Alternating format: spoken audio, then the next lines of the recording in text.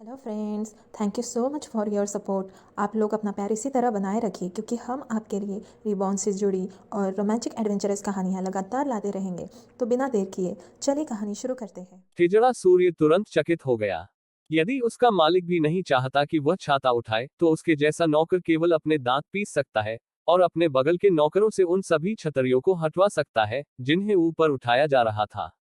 संभ्रांत परिवारों की युवा लड़कियां एक दूसरे की कला पर नजर डालती थी। कोई फर्क नहीं पड़ता कि कैसे बेली जिया जू के शरीर पर निगाहें वापस नहीं ली जा सकी।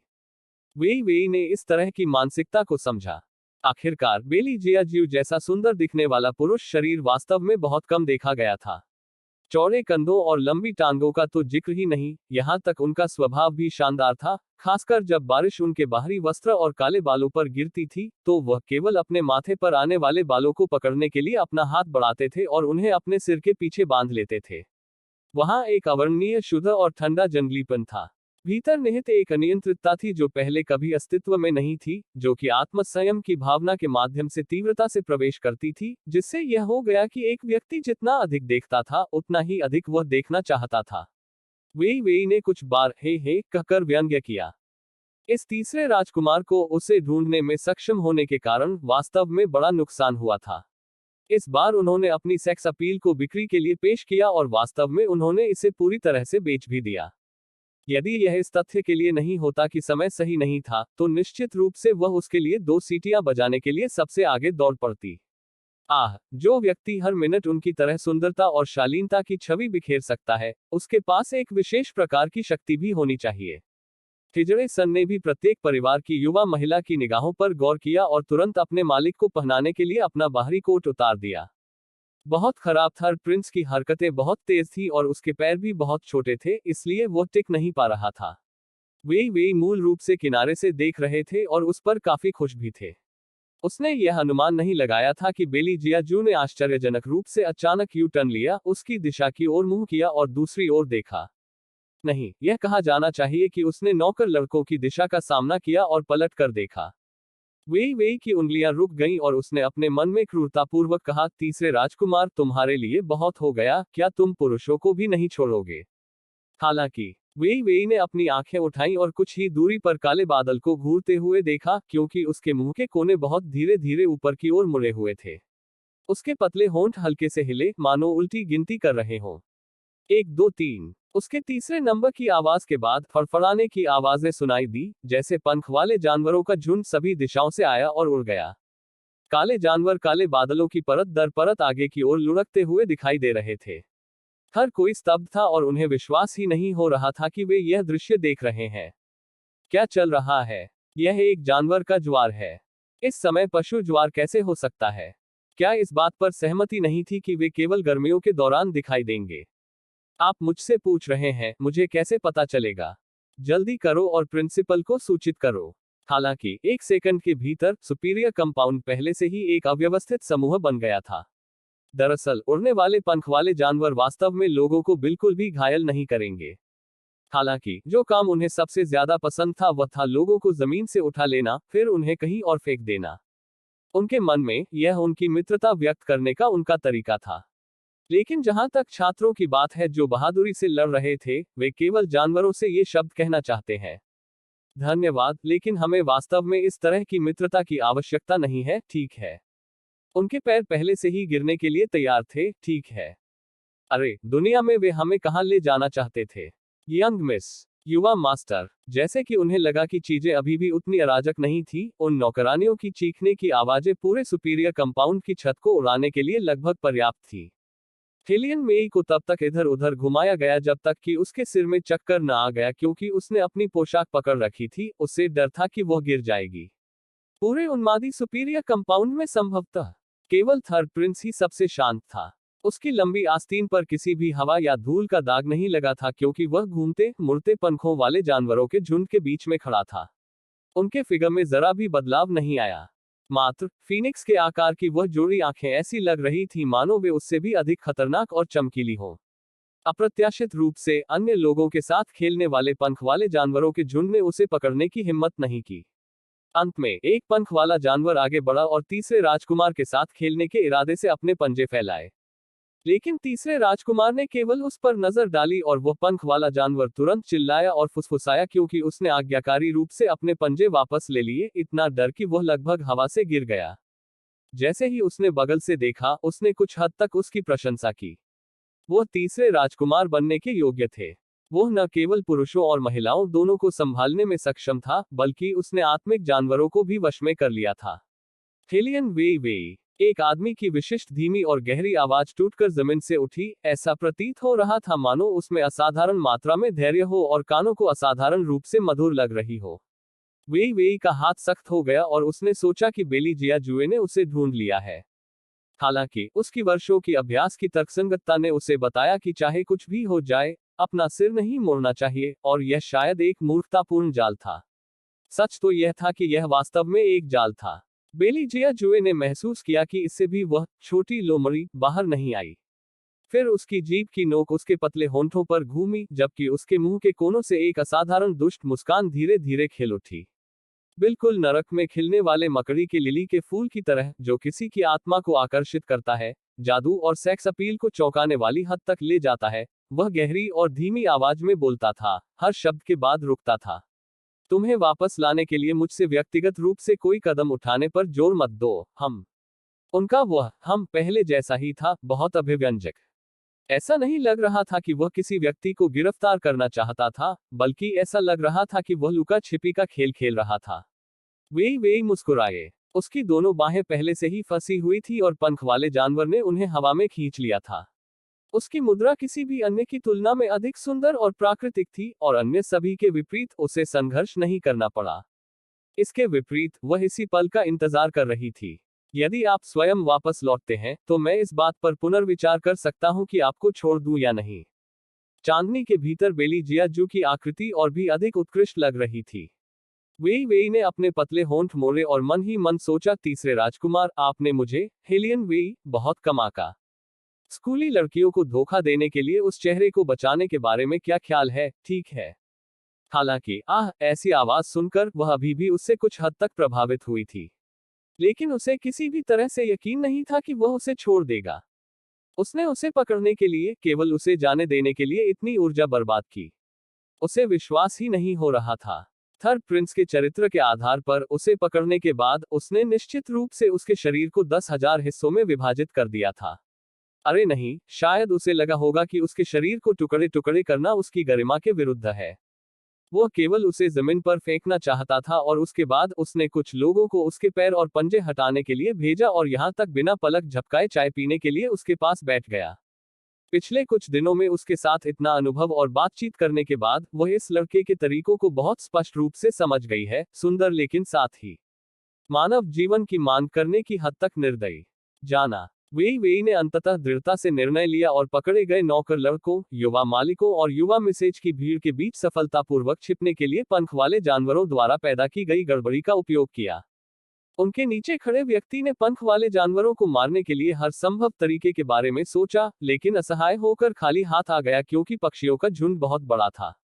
भले ही उनमें से प्रत्येक ने एक पक्षी का निपटारा किया हो, फिर भी यह पर्याप्त नहीं होगा। दुनिया में क्या चल रहा था?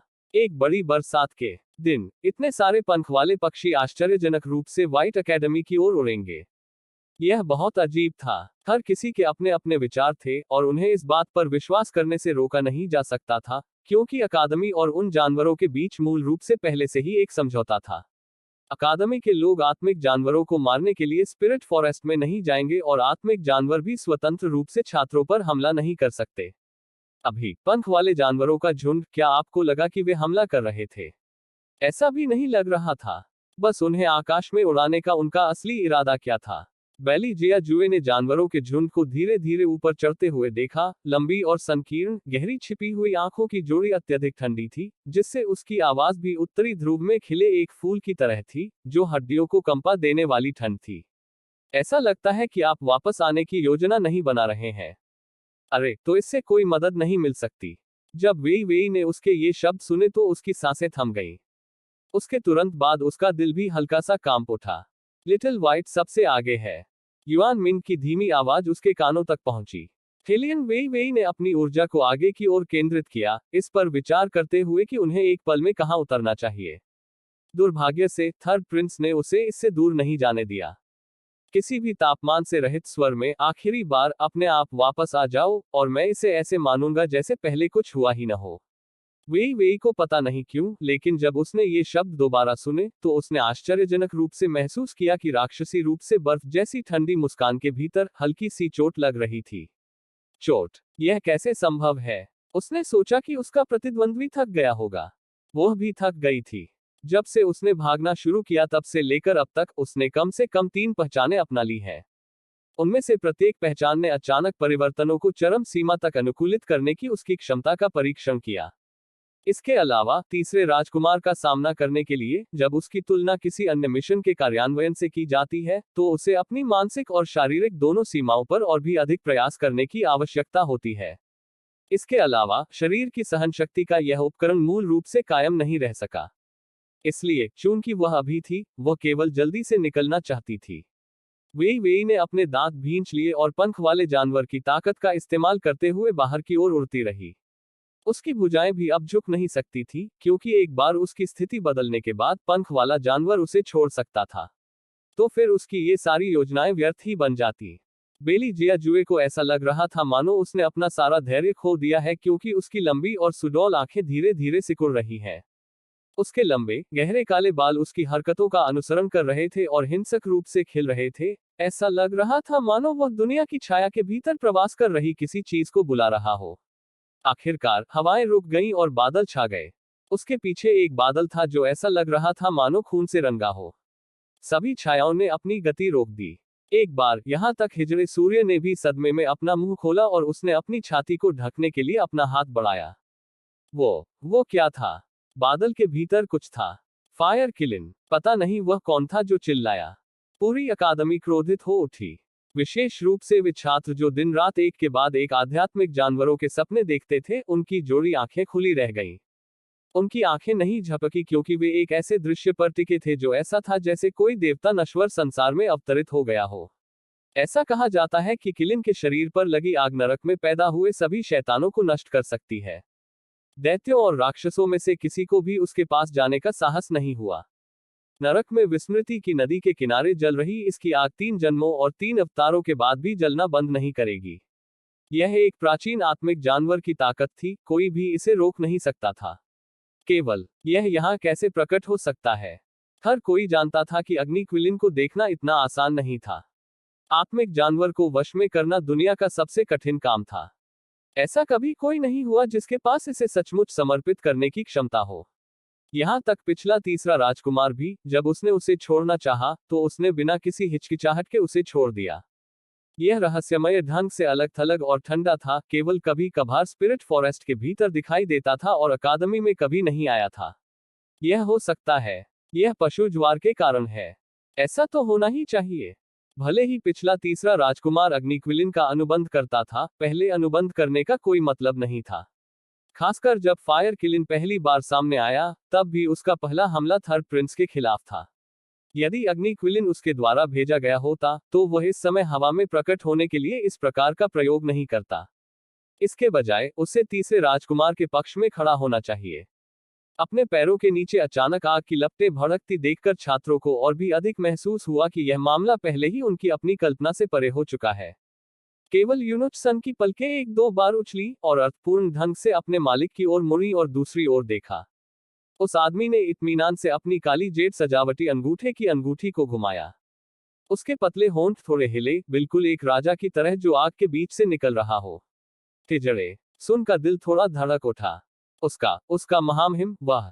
जब उसने फिर से अपना आदेश दिया, तो बेली जियाजू ने अपना सिर घुमाना और यूनुच सन पर नजर डालना नहीं भूला। यह वह नजर थी जिसने यूनुच सन को पूरी तरह से शांत कर दिया और सभी रहस्यों को अपने गले में दबा लिया। उसकी भावनाएं इतनी भड़क उठी थी कि उन्हें दबाना वास्तव में कठिन था। इसमें कोई गलती नहीं है। महामहिम अग्निक्विलिन का आदेश दे रहे थे, लेकिन क्योंकि वह नहीं चाहता था कि दूसरों को यह पता चले कि जब अग्निक्विलिन अभी प्रकट हुई, तो उसने सबसे पहले अपने मालिक पर हमला किया। वास्तव में आग की किलिन भी भयानक रूप से कुचली हुई महसूस हुई, क्योंकि वह बेतरतीब ढंग से आग की लपटें छोड़ते हुए आकाश में आगे पीछे उड़ रही थी। जिस क्षण से उसे सम्मान मिला, कोई भी अच्छी तरह से कल्पना कर सकता है कि वह पहले से ही कितना उत्साहित था। तथापि इसके मालिक ने अप्रत्याशित रूप से सबसे पहले इसे उस पर आग की लपटें चलाने के लिए कहा। यह वास्तव में सीधे तौर पर आत्मिक जानवर की भक्ति का परीक्षण था। यह मूल रूप से मजबूर होने का विरोध करने वाला था, लेकिन जब यह वास्तव में बार बार अपने मालिक की बर्फ जैसी ठंडी चमक का विरोध करने में विफल रहा, तो यह इन लोगों को डराते हुए केवल अपनी शक्ति का एक संकेत ही निकाल सका। उन छोटे छोटे लोगों को इस समय इधर उधर भागते और आगे पीछे चिल्लाते हुए देखकर केवल यही ख्याल आया कि बुलबुले उड़ाना कितना उबाऊ था। इसका मालिक इसे यहाँ बुलाकर आखिर क्या चाहता था? रुकें और खेलें। यह अत्यधिक असंभावित है। इसके स्वामी के विचार कभी भी इतने सरल नहीं थे। आपकी लिप्टों ने बेलीजिया जुए पर बुरी नजर डाली। बेलीजिया जुए को ऐसा लग रहा था जैसे उसने इसे पहचाना ही नहीं, क्योंकि उसने शांति से और जल्दबाजी से अपने पास की आग की लिप्टों से बचा लिया। उसके बाद वह शाही रक्षकों के पीछे, मैं बहुत कमजोर हूं इसलिए आओ और मुझे ले जाओ, जैसी उपस्थिति के साथ खड़े होने के लिए पहुंचे। जैसे ही अग्नि किलिन ने देखा, उसके मुंह के कोने तेजी से हल्के से हिलने लगे, इससे पहले कि वह अपनी चेतना की धारा में आने वाले आदेश को सुन सके, बिना थोड़ी सी भी हलचल के। एक समतलता ही थी जो व्यक्ति को शिखर तक पहुंचाती थी। उन सभी पंख वाले जानवरों को तुरंत वापस आने दो। फायर किलिन ने उस दबंग बर्फीली आवाज को सुनने के बाद उसने फिर से एक कोने पर खड़ी बेली जिया जू की आकृति को देखा और बहुत लंबी सांस ली। वह सचमुच बहुत ज्यादा बदलाव था, उसका दिखावा सचमुच बहुत ज्यादा था। यदि तुम बहुत धीमे हो तो मैं तुम्हारा पंख तोड़ दूंगा। पहले की तरह उसकी आवाज का स्वर किसी भी तापमान से रहित था, फिर भी अग्नि क्विलिन का पूरा शरीर अकड़ गया। सुनो सुनो सुनो सुनो, अब यही इसका सच्चा स्वामी था, भगवान। तुम मूर्ख लोगों, तुम्हारी आंखों के सामने वह राजकुमार जिसे तुम्हारी सुरक्षा की जरूरत थी, वह सिर्फ एक नकली था। आह, एक नकली। अपने स्वामी को इससे अधिक शाप देने का साहस न करते हुए अग्नि किलिन तेजी से उठी, पश्चिम की ओर मुंह किया और उड़ गई। अपने जैसा एक राजसी प्राचीन आत्मिक जानवर, यह कब किसी प्रभावशाली उपस्थिति के बिना प्रकट हुआ, एक देवता की तरह ऊंचा और ठंडा। जब भी उन छोटे आत्मिक जानवरों ने उसका स्वागत किया, उसने कभी उन पर कोई ध्यान नहीं दिया। उसकी ठुड्डी थोड़ी ऊपर उठी और उन सभी युवा जानवरों के दिलों को कुचल दिया। आखिरकार एक राजा होने के लिए राजा का आचरण होना चाहिए। लेकिन अब इसे देखो। आश्चर्य की बात है, यह बिल्कुल वैसा ही था जैसे एक चील छोटे बच्चों को पकड़ती है और उन पंख वाले जानवरों को एक एक करके वापस लौटने के लिए डराती है। हालांकि उसे पहले से ही इसकी आदत थी। मास्टर द्वारा उसे केवल सब्जियां खाने के लिए मजबूर करने और पहले उसे इसके बारे में शिकायत न करने देने की तुलना में इस तरह का जीवन पहले से ही बहुत संतोषजनक था। हाँ ठीक है, मानो। बॉस। आखिरकार मैंने दिग्गजों में से बॉस को देख लिया। जब उन पंख वाले जानवरों ने आग की लपटें देखी, तो उनके पंखों का जोड़ा और भी तेजी से उड़ गया, इतना कि यह स्पष्ट था कि वे कितने उत्साहित थे। यदि तुलना की जाए तो यह किसी जीवित मूर्ति को देखने जैसा है। बॉस, आप यहाँ कैसे आए? फायर किलिन ईमानदारी से यह नहीं कहना चाहता था कि मैं बाहर आ गया क्योंकि मैं आप लोगों को डराना चाहता था, इस तरह के मूर्खतापूर्ण शब्दों से, इसलिए यह केवल गहराई से मम ध्वनि ही कर सकता था। पंख वाले जानवर और भी अधिक उत्साहित हो गए। बॉस, बॉस, क्या मैं आपसे हाथ मिला सकता हूँ? वे अब और सुनना बर्दाश्त नहीं कर सकती थी। यह सब किस तरह की बात थी? अर्ग। यहाँ तक किसी सेलिब्रिटी से मिलना भी इतना हास्यास्पद नहीं होना चाहिए, ठीक है। भले ही फायर किलिन तुलनात्मक रूप से सुंदर दिखता था, फिर भी वह एक जानवर था। दो जानवरों के बीच प्यार का कोई सुखद निष्कर्ष नहीं निकला। क्या आप लोग मेरे लिए अधिक तर्कसंगत हो सकते हैं? अरे। जिस बात ने वे को संतुष्टि महसूस कराई वह यह थी कि जिस पंख वाले जानवर ने उसे पकड़ लिया था वह अपेक्षाकृत विश्वसनीय था। वे ने ऊपर देखा और बस उस छोटे पंख वाले जानवर की प्रशंसा में कुछ शब्द कहने ही वाले थे। उसने देखा तो वह भी लाल हो रही थी। जब वह चकित होकर आग की ओर देख रहा था, तो उसकी दो स्टारस्ट्रक आंखें लाल दिलों पर वार कर रही थी। मैं भी वहां जाना चाहता हूँ। हेलियन वे। बॉस, वह बॉस है, हुर्रे। छोटे पंखों वाला जानवर एक युवा लड़की की तरह लग रहा था, इतना कि उसने हेलियन वे से पूछने के लिए अपना सिर भी नीचे कर लिया। क्या आपको नहीं लगता कि बॉस बहुत सुंदर दिखता है? वह ऊंचा सींग, वह चमकदार तराजू और वह सुंदर लाल फर भी। सभी ने कहा कि जब वह एक इंसान में बदल जाता है, तो वह और भी अधिक सुंदर होता है, आप जानते हैं। ब्लेह। वे ने 2 बार खून बहाया और माफी मांगते हुए मुस्कुराई। क्षमा करें, मैं वास्तव में आपकी सुंदरता को समझ नहीं पा रहा हूं। इससे कोई फर्क नहीं पड़ता। इंसान के चीजों को देखने के तरीके में कुछ भी अच्छा नहीं है। छोटे पंखों वाले जानवर ने अपने कंधे उचकाए और स्पष्ट रूप से अपनी हरकतें बंद कर दी। वे हे ने 2 बार हंसी और असहाय होकर कहा। क्या मुझे आपको धन्यवाद देना चाहिए? कोई जरूरत नहीं। मैं भी समझ सकता हूँ। पंखों वाले जानवर की आंखें चमक उठी और एक झटके में उसने यू टर्न ले लिया। अरे अरे अरे, तुम वापस नहीं उड़ सकते। वे की भुजाएं अभी भी पंख वाले जानवर की पकड़ में थी। उनकी स्थिति में अचानक हुए बदलाव के कारण वह कुछ हद तक तैयार नहीं थी। बकवास बकवास बकवास। आखिर वह अग्नि किलिन या जो कुछ भी यहां से निकल रहा था वह क्या था? क्या इसके लिए इस तरह से अपनी सेक्स अपील बेचना वाकई अच्छी बात थी? लड़की, थोड़ी देर में हम वहां वापस उड़ जाएंगे। युआन मिंग अपने पतले होठों को मोड़कर बहुत खुश हुआ। अगर मैं आप होता तो अभी मैं ध्यान से विचार करता कि मैं उस तीसरे राजकुमार के क्रोध का सामना कैसे करूंगा। वेई ने कुछ नहीं कहा, केवल उसकी आंखों से उसकी वर्तमान स्थिति पर विचार करते हुए अधिक से अधिक चिंता झलक रही थी। उसके बाईं ओर एक चट्टान थी। दाहिनी ओर व्हाइट एकेडमी थी। जिस तरह से पंख वाला जानवर अभी उड़ रहा था, उसके आधार पर यह वैसा ही था जैसा युआन मिंग ने कहा था। अब से 1 मिनट से अधिक नहीं, वह पहले से ही सीधे तीसरे राजकुमार के शाही अंगरक्षकों से घिरी हो सकती है। दूरी और करीब आती जा रही थी, इतनी करीब कि वह पहले से ही उस लड़के की शुद्ध और ठंडी अकेली आकृति का पिछला भाग देख सकती थी। ऐसा नहीं होगा, उसे जल्दी करना होगा और निर्णय लेना होगा। वेई ने उन पेड़ों का सर्वेक्षण किया जो शिखर पर एक जंगल बनाते थे और अचानक उनके बाएं हाथ पर बल लगा, क्योंकि उनका शरीर तेजी से घूम रहा था। एक झटके में वह नौकर के कोट से बच निकली और आसमान से तेजी से नीचे की ओर उतरी। वह अपने कान से युआन मिंग की अहंकारपूर्ण धीमी दहाड़ भी सुन सकती थी। लड़की, तुम पागल हो। एक इंसान इस तरह गिरकर मर जाएगा। अगर मैं पागल नहीं होता तो मैं शैतान नहीं होता, कुछ भी जोखिम नहीं उठाया, कुछ हासिल नहीं किया। जबकि वेई ने युआन मिंग के बयान का जवाब दिया, फिर भी वह अपने शरीर पर रखे हथियार को बाहर फेंकना नहीं भूली। टुकड़े टुकड़े करके इसे चट्टान की चट्टानी दीवार पर परत दर परत बांधा गया, जिससे उसे नीचे उतरने के बल का कम एहसास हुआ। सफेद बिल्ली को भी चक्कर आ रहा था। यदि ऐसा नहीं होता कि इसकी शक्तियां फिलहाल ठीक नहीं हुई हैं, तो यह तुरंत बड़ा हो सकता था और पहले ही वेई को रोक चुका होता। महत्वपूर्ण बात यह थी कि यह अभी भी अपनी ही दुविधा में फंसा हुआ था। वेई को रुकने तक ले जाना तो दूर, अभी उसे अपनी सुरक्षा करने में भी दिक्कत हो रही थी। हवा बहुत तेज थी, वह केवल वेई के कंधे को मजबूती से पकड़ सकी और अपना पंजा ढीला करने की बिल्कुल भी हिम्मत नहीं कर पाई। शस्त्रागार और चट्टान की दीवार के बीच चीख चीख चीख चिंगारी भड़क उठी। सफेद बिल्ली ने क्यूई को तीव्रता से अवशोषित कर लिया और मूल रूप से सांस छोड़ने की हिम्मत नहीं की।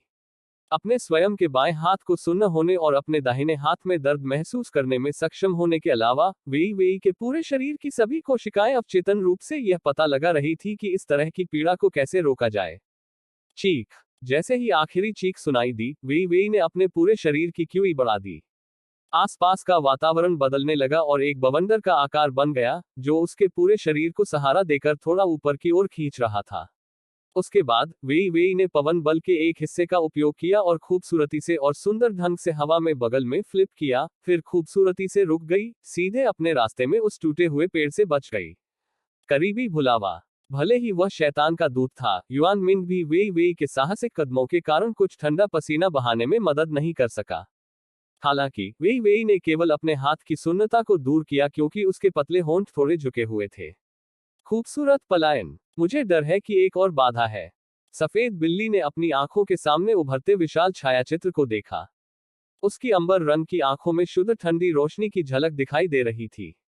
वेई को भी खतरे का पता चल गया था क्योंकि उसने अपना सिर घुमाया और उस विशाल आकृति की आंखों का सामना किया, उसकी पलकें झपक गईं। राक्षसी जानवर। जब तक यह अग्निरोधी नहीं है तब तक यह ठीक है। सफेद बिल्ली गर्व से वेई के कंधों पर कूद पड़ी। जाओ, इसे खत्म करो। वेई हे 2 बार। यह सिर्फ कौन इंसान था और कौन जानवर। हालांकि वह राक्षसी जानवर उसे अपनी ओर देखने का अवसर ही नहीं देता था। भूख की हद से ज्यादा भूख होने के कारण वह पहले ही उन्मत्त हो चुका था। मांस की गंध आने के बाद वह केवल अच्छा भोजन खाने के बारे में सोच सकता था। लेकिन उसे यह नहीं पता था कि वेई भी उन्मत्त हो रही थी। यह पहली बार था जब किसी ने उस पर इतनी जल्दी दबाव डाला था। उसे बाहर निकलने की जरूरत थी। स्विश। वेई वेई ने तुरंत अपनी मूल स्थिति से लॉन्च करने के लिए पवन ऊर्जा का उपयोग किया, जैसे कि हवा में लटका हुआ एक तेज चाकू जो सीधे राक्षसी जानवर के गले के क्षेत्र पर लगा। संशोधन 2 घंटे तक विलंब, सोने से पहले बस ये करो, बिजनेस नहीं देते। इस उपाय से आप रेसिंग रोबोट बन सकते हैं। उस आत्मिक जानवर ने उस पर एक नजर डाली, जैसे कि वह उसकी अपनी क्षमताओं को अधिक आंकने के लिए उसका मजाक उड़ा रहा हो, और अपने मुंह के बड़े लाल रक्त बेसिन को खोलकर उसके पूरे शरीर को अपने पेट में निगलने जा रहा हो। वह राक्षसी जानवर उस प्रकार का था जो कमजोरों का शिकार करता था और ताकतवरों से डरता था। यह देखकर कि उसके बाएं हाथ को असुविधा हो रही है, उसने तुरंत उसके बाएं हाथ का सामना किया और उस दिशा में काट लिया। इसका हमला वेई वेई के बाएं हाथ पर केंद्रित था। यह देखते हुए कि वह झपटने वाला था, वेई वेई ने अपने दांत भींच लिए, जिससे उसकी क्यूई में उछाल और सामंजस्य आया। उसकी 2 उंगलियां एक साथ उसकी गर्दन के शीर्ष तक पहुंची और सफेद फोटोइलेक्ट्रिसिटी को बाहर निकालने के लिए क्यूई का उपयोग किया, जो पहले की तरह बिल्कुल नर्म और अव्यवस्थित नहीं थी, और इसके बजाय एक तेज और भयंकर चाकू ब्लेड जैसा दिखता था, जिसमें एक ठंडी रोशनी थी जो पूरी तरह से उस आध्यात्मिक जानवर के गले में डाल दी गई थी। वह आत्मिक जानवर पहले रुका, फिर भयंकर दर्द में था, जैसे कि उसे चारों ओर से हवाओं द्वारा आगे पीछे खींचा जा रहा हो। इस कदम में केवल एक क्षण लगा, इससे पहले कि वह उन हवाओं से टूटकर अपनी सारी ताकत खो देता। चिल्लाना और फुसफुसाहट, आत्मा जानवर ने अधिकतम मात्रा में एक लंबे, आखिरी जोर से रोने के लिए अपना सिर उठाया, जिससे घटनाओं का सिलसिला लंबा हो गया। उसका शरीर हर तरफ कांप रहा था, जैसे कि बहुत दर्द हो रहा हो, फिर अंततः ऐसा लग रहा था कि उसे हर तरफ से दबाया जा रहा है। उसका विशाल शरीर अनगिनत झाड़ियों को कुचलते हुए जोर से जमीन पर गिर गया। धूल ऊपर की ओर उड़ रही थी, जबकि चांदनी मूसलाधार वर्षा कर रही थी। खाली आसमान और खाली जमीन के बीच केवल एक इंसान और एक बिल्ली बची थी, और उनके पीछे उनकी अतुलनीय सुंदर आकृतियां थीं। दूसरी ओर, सभी पंख वाले जानवर सुपीरियर कंपाउंड के प्रांगण में रुक गए, प्यारे और आज्ञाकारी, जैसे कि उन्हें किसी ने पाला हो। वे आलस्य से अपने पंजे फैला रहे थे। मूल रूप से, वे युवा स्वामी और युवतियां जिनसे छीन लिया गया था, वे सभी सुरक्षित लौट आए। जैसे ही वे उतरे, उन्होंने एक लबादा ओढ़ लिया। वे सभी अपने पूर्व स्व की छाया में सिमट गए और एक खेदजनक आकृति बना गए। हालांकि, यह सिर्फ इतना है कि वे इन लोगों में से नहीं थे। हिज हाइनेस के चेहरे को देखकर हिजड़ा सन थोड़ा डर गया। केवल लार निगलते हुए उसने एक छोटे नौकर लड़के के कोट को एक पंख वाले जानवर के पंजे से लटका हुआ देखा। यह जानने के लिए ज्यादा सोचने की जरूरत नहीं पड़ी कि इसे हाल ही में किसने पहना था। बारिश पहले ही बंद हो चुकी थी। काले बादल पूरी तरह छट गए थे। बेली जियाजू शांति से वहीं खड़ी रही। उसकी लंबी आस्तीनें हवा में तैर रही थी। उसके चांदी के मुखौटे के सामने काली स्याही के बालों की हजारों लड़ियां एक तीव्र ठंडी रोशनी की रूपरेखा प्रस्तुत कर रही थी। उनके बोलने से पहले काफी समय बीत गया। वह अभी भी जीवित है। मैं उसे ढूंढ कर वापस लाऊंगा। बोलना बंद करने के बाद वह उदासीनता से घूम गया, क्योंकि स्वर्ग की हिंसक क्यूई उसके पूरे शरीर में भर गई और बह निकली, जबकि उसके सफेद कपड़े और स्याही वाले काले बाल टकराए और शैतान की छाया के समान आकाश की ओर उड़ गए। तेज गड़गड़ाहट, बारिश की बूंदें नीचे गिरी, जिससे लोग मदद नहीं कर सके लेकिन फिर से देखने लगे। डार्क इल्यूजनरी स्पेस के भीतर छिपी अग्नि क्विलिन ने बहुत गहरी आवाज में बोलने के लिए अपना मुंह खोला। मास्टर, वह मादा फीनिक्स है। तो क्या हुआ? बेली जियाजू की जीभ की नोक धीरे धीरे उसके अपने पतले होठों के घाव पर फिसल गई, क्योंकि भयानक राक्षसी ठंडी धाराएं गलती से पूरी तरह से प्रकट हो गईं। चाहे कुछ भी हो, मुझे उकसाने वाले प्रत्येक व्यक्ति को, चाहे कोई भी हो, मैं हल्के में नहीं छोड़ूंगा। फायर किलिन ने पहले कभी अपने मालिक को इस तरह की अभिव्यक्ति प्रकट करते नहीं देखा था। कई सैकड़ों नहीं, पहले से ही 1000 साल से भी अधिक समय से मास्टर ने मानव जगत में हर चीज को लगातार एक खेल के रूप में माना था। ऐसा नहीं है कि उसने पहले अन्य चीजों में रुचि नहीं दिखाई थी, लेकिन उस प्रकार की रुचि बहुत कमजोर थी, बहुत अल्पकालिक थी।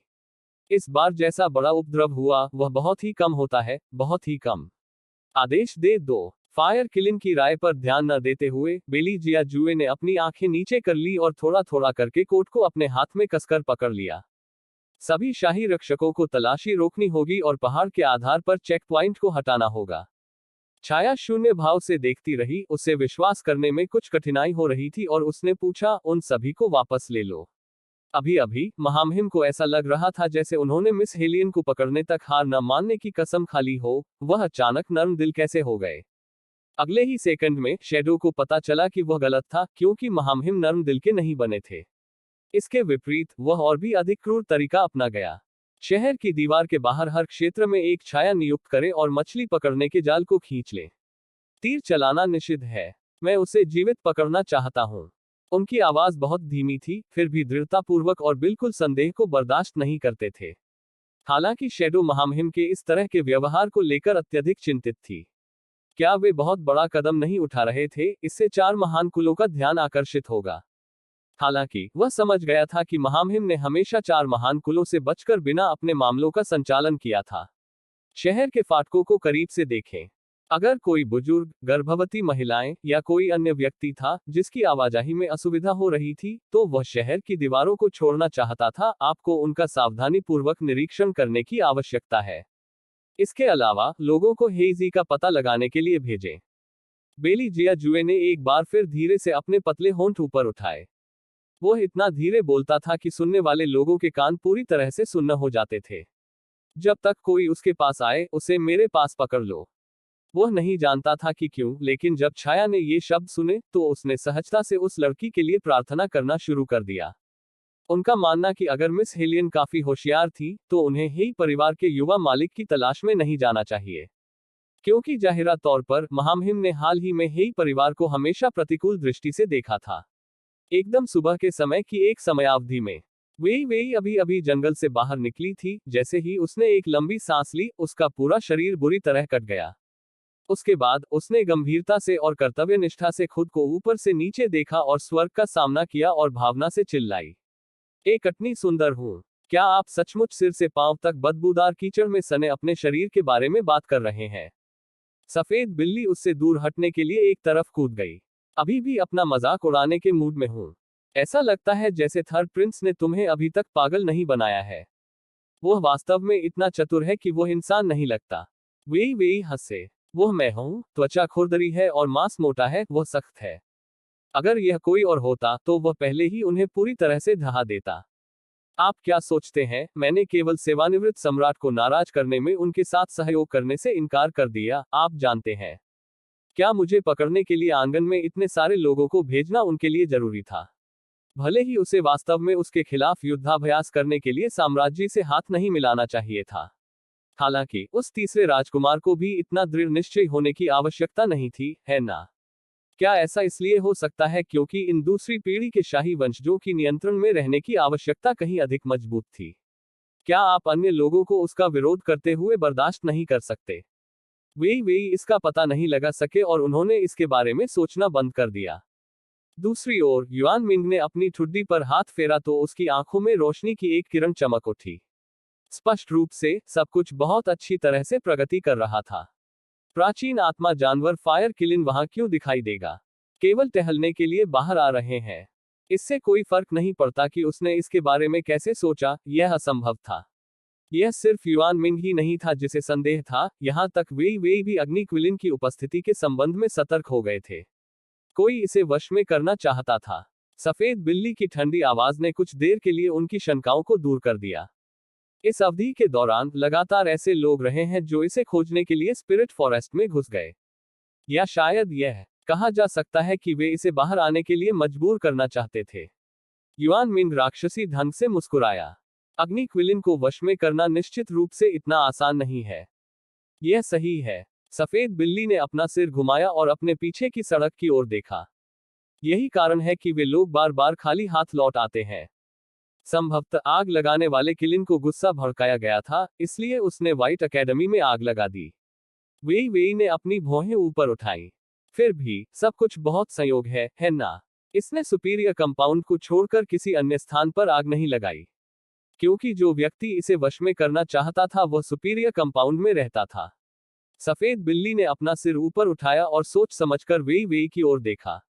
यह कोई और नहीं बल्कि मुरोंग प्रिंस की हवेली का वह युवा स्वामी मुरोंग चांग फेंग है।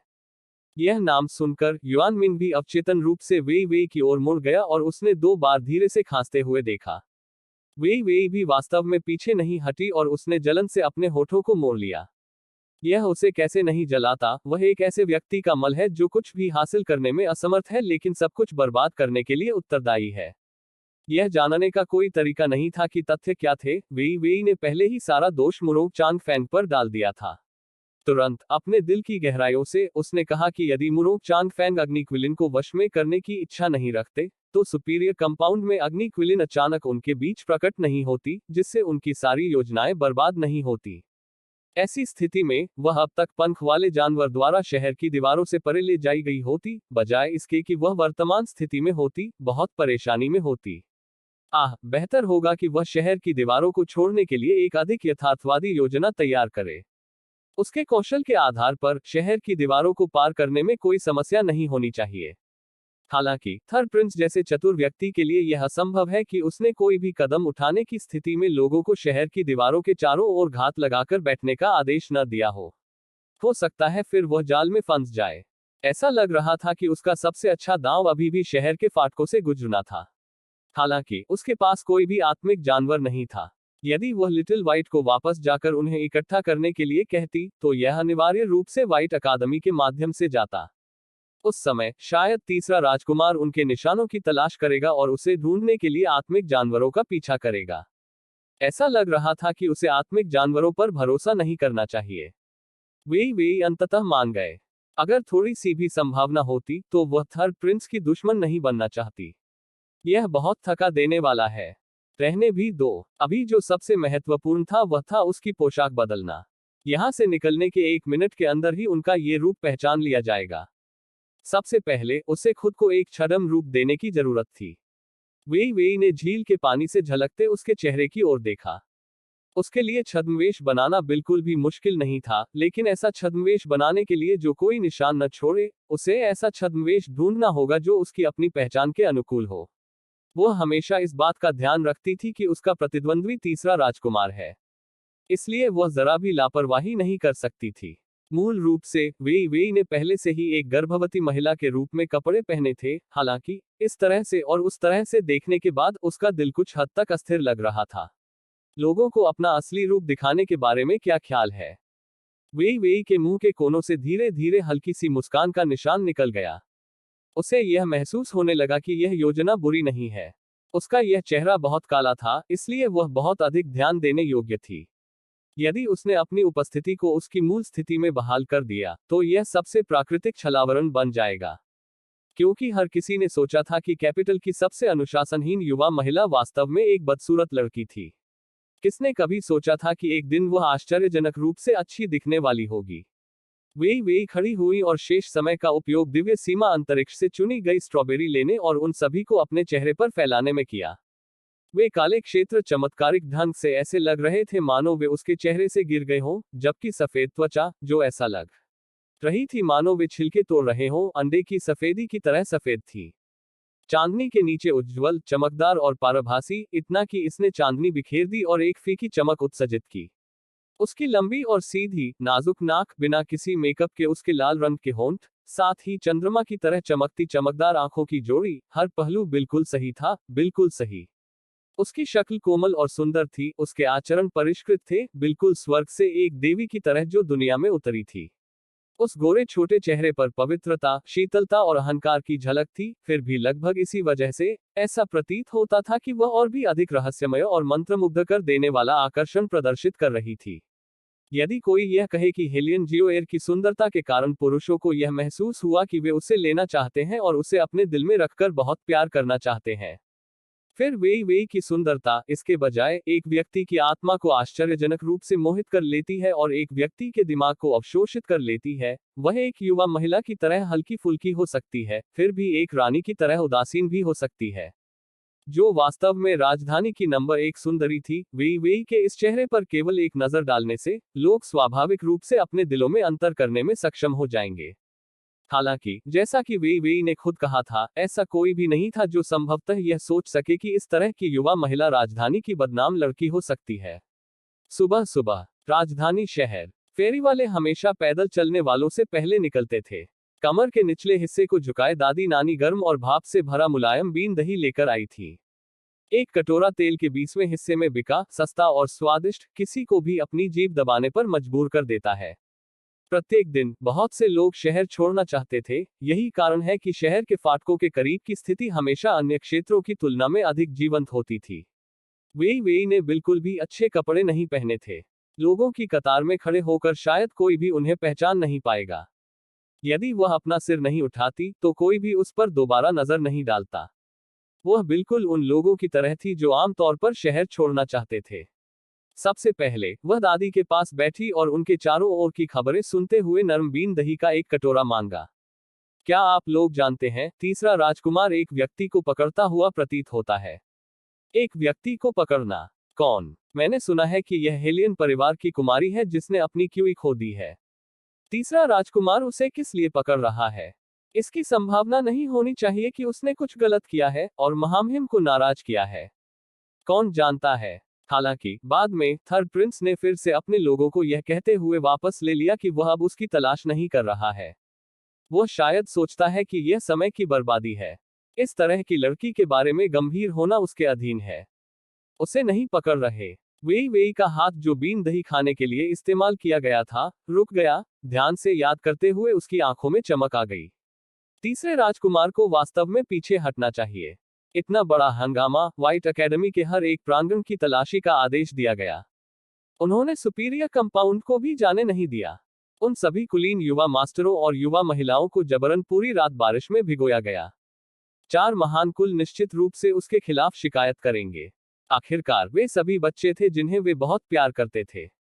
भले ही यह कहा जा सकता है कि किसी ने उन युवतियों को एक घेरे में खड़े होकर देखने के लिए नहीं कहा, तथापि यदि यह तीसरा राजकुमार नहीं होता तो उन्हें पशुज्वार का सामना भी नहीं करना पड़ता।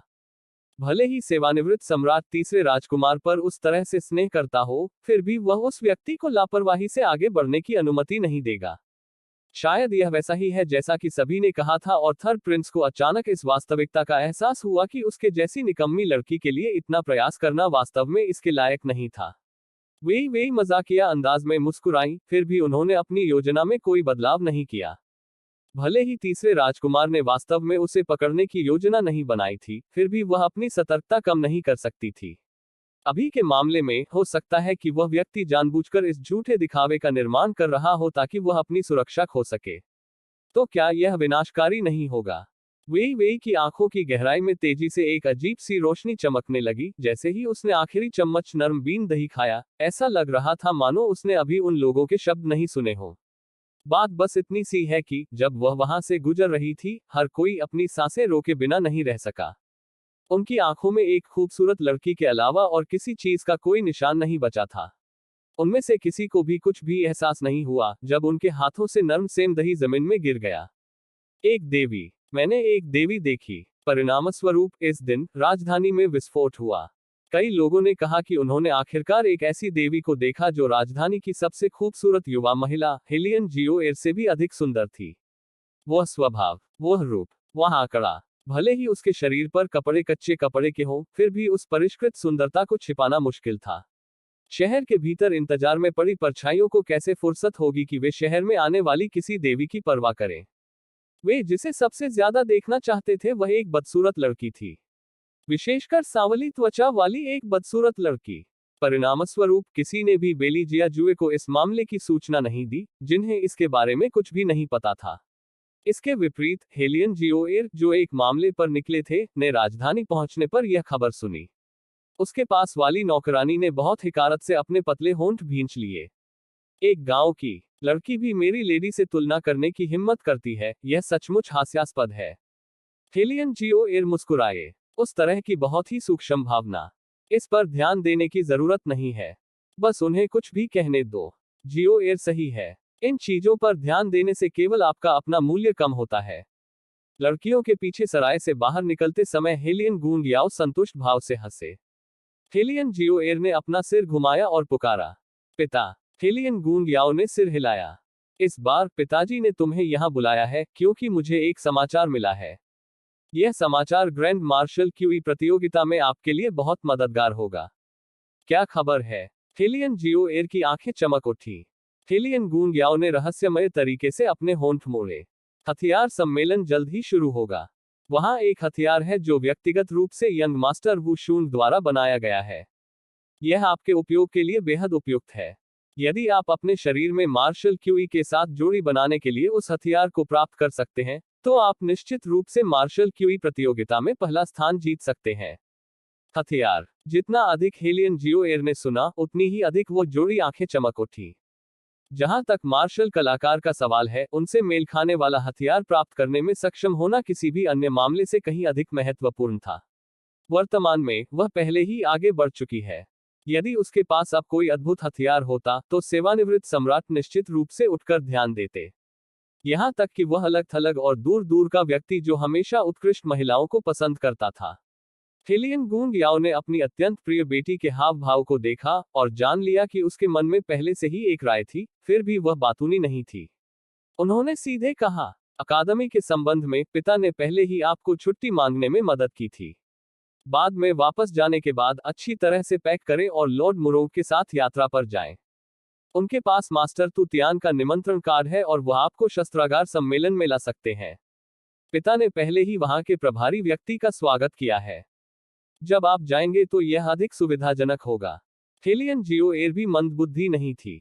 सुनने के बाद उसने एक प्रश्न पूछा, पिताजी, इन चीजों की योजना बनाने में इतना प्रयास बर्बाद करने के बजाय युवा मास्टर वू शूंग से सीधे बात क्यों नहीं की जाती? क्या इसका मुझसे कोई लेना देना है? क्या तुम्हें लगा कि पिताजी ने कोशिश नहीं की? हेलियन गूंग याओ ने एक लंबी आह भरी। युवा मास्टर वू शूंग का जन्म एक प्रभावशाली शस्त्रागार परिवार में हुआ था। आप यह भी जानते हैं कि इस दुनिया में सभी शस्त्रागार स्वामी, चाहे वे कितने भी कुशल क्यों न हो, उनके पास यह स्वीकार करने के अलावा कोई विकल्प नहीं है कि वे युवा मास्टर वू शूंग द्वारा बनाए गए हथियारों की नकल नहीं कर सकते। इसके अलावा उनके पिता आयुध सभा के प्रमुख हैं।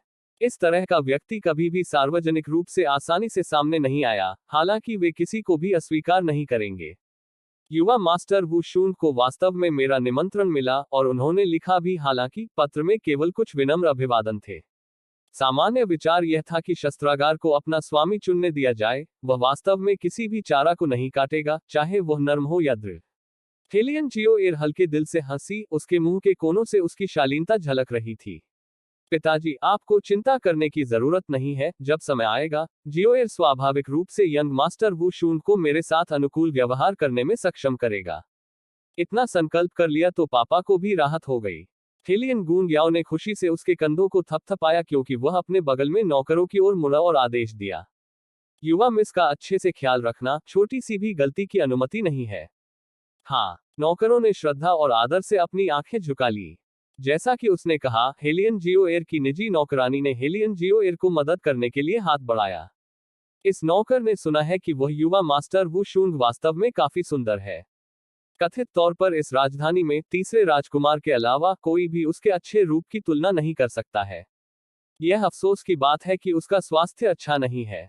बचपन से ही उसका पालन पोषण आधिकारिक निवास के अंदर हुआ था। आमतौर पर वह केवल तभी बाहर आता है जब हथियारों की नीलामी होती है, सिर से पैर तक एक शानदार और शानदार हवा से ढका हुआ। सचमुच, तुम तो रोज रोज इन बेमतलब की बातों के बारे में पूछना ही जानते हो। हेलियन जियो एयर का सिर बिल्कुल भी नहीं झुका क्योंकि वह अवर्णनीय अहंकारी तरीके से चल रही थी। उस निजी नौकरानी को पता था कि उसके मालिक का मूड हाल ही में बहुत अच्छा नहीं था और उसे डर था कि अगर उसने कुछ गलत कहा तो उसकी बांह पर फिर से चुटकी ली जाएगी।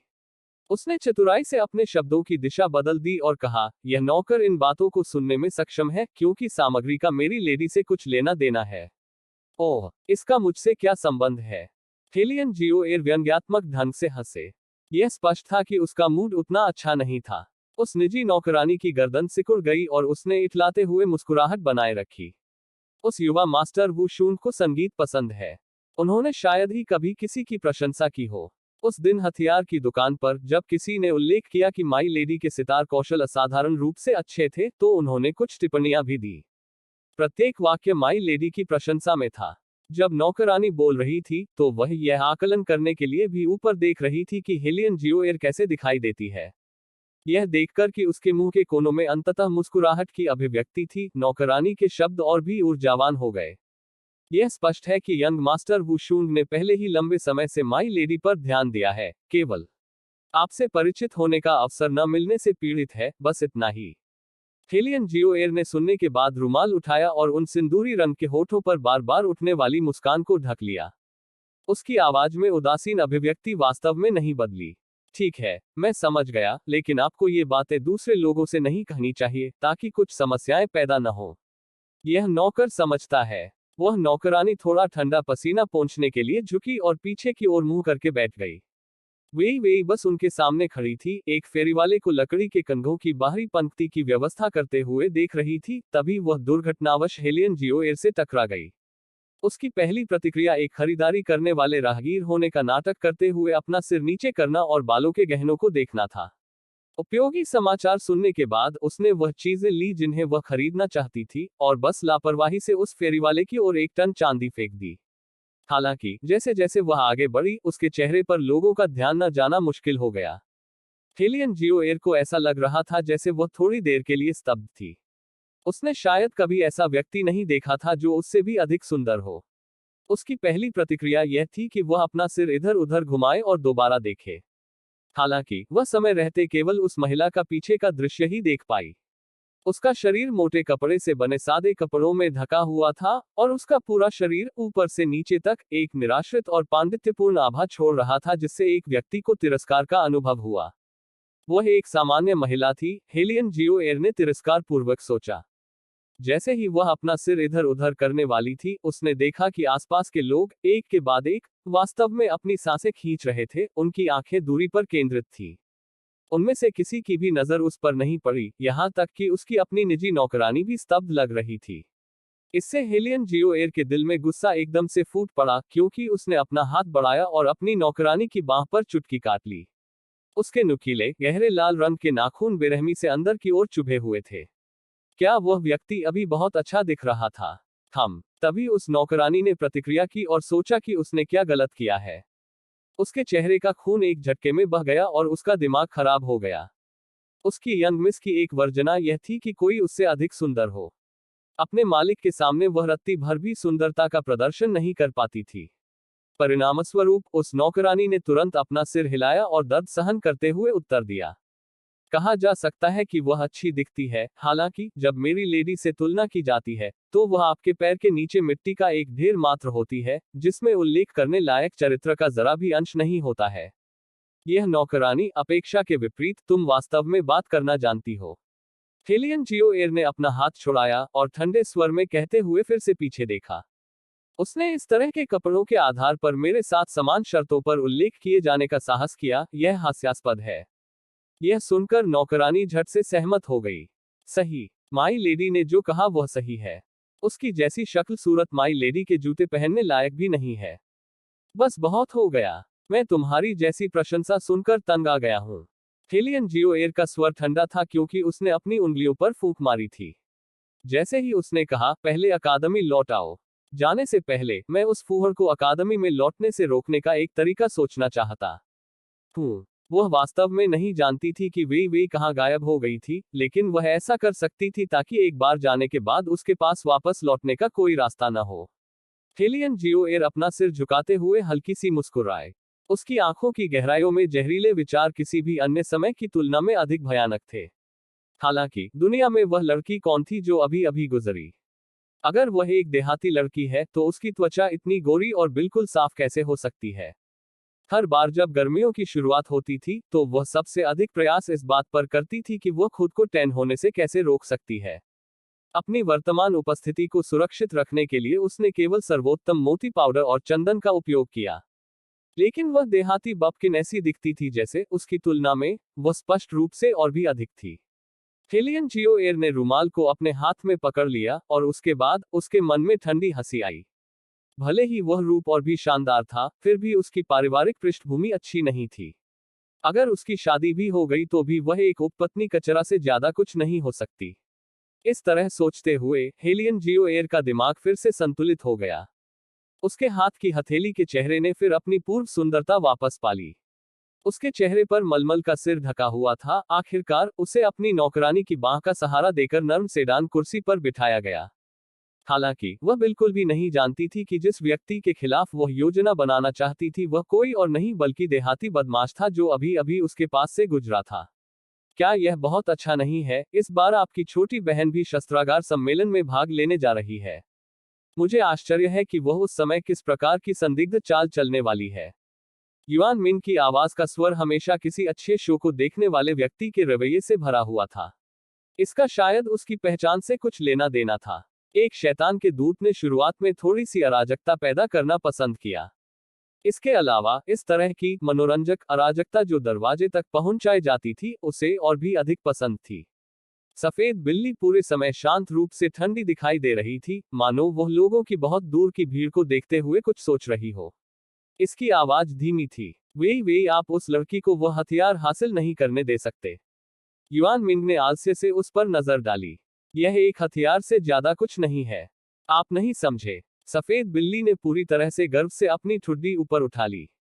यह कोई साधारण हथियार नहीं है। जब मैं स्पिरिट फॉरेस्ट में था, मैंने पहले अपने शाही पिता और महारानी माँ को इसके बारे में बात करते हुए सुना था। हर किसी ने सोचा था कि इस जादुई भूमि में हथियार बनाने के लिए सबसे अच्छी सामग्री स्पिरिट फॉरेस्ट में मिलनी चाहिए। हालांकि कई साल पहले इन सामग्रियों को गुप्त रूप से दूसरी जगह ले जाया गया था। वह जगह बिल्कुल वही जगह है जहां यंग मास्टर वू शून का जन्म सन सिटी में हुआ था। आमतौर पर जो सामग्रियां हथियारों में नहीं बनी हैं, वे एक दिलचस्प प्रकार का चुंबकीय प्रभाव छोड़ेंगी बल। यही कारण है कि हथियार सामान्य हथियारों से भिन्न होते हैं। हालांकि अगर मनुष्य उन सामग्रियों के संपर्क में होंगे तो उन्हें निश्चित रूप से कुछ हद तक नुकसान होगा। मेरा मानना कि ऐसा इसलिए होगा क्योंकि वह बचपन से ही इन सामग्रियों के साथ रहे हैं। यह शायद उनका आखिरी हथियार होगा उपयोग, यहाँ तक कि उपस्थिति, कार्य और प्रदर्शन इसे इस पूरे दिव्य महाद्वीप में सबसे अच्छा जादुई हथियार बनाता है। जिस व्यक्ति के पास यह है, उसके पास पहाड़ों को विभाजित करने की शक्ति होगी। युआन मिंग ने यह सुनने के बाद वह सुंदर, राक्षसी रूप से आकर्षक चेहरा भी चिंतनशील हो गया। फिर भी वे केवल मुस्कुराए, न तो दास्तव में और न ही दबंग अंदाज में।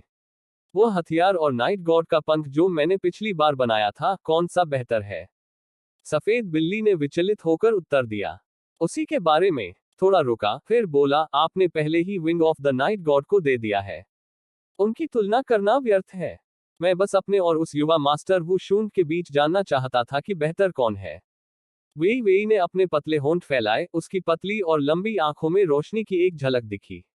मैं शस्त्र सम्मेलन में किसी को भी अपना व्यवसाय चुराने की अनुमति नहीं दूंगा।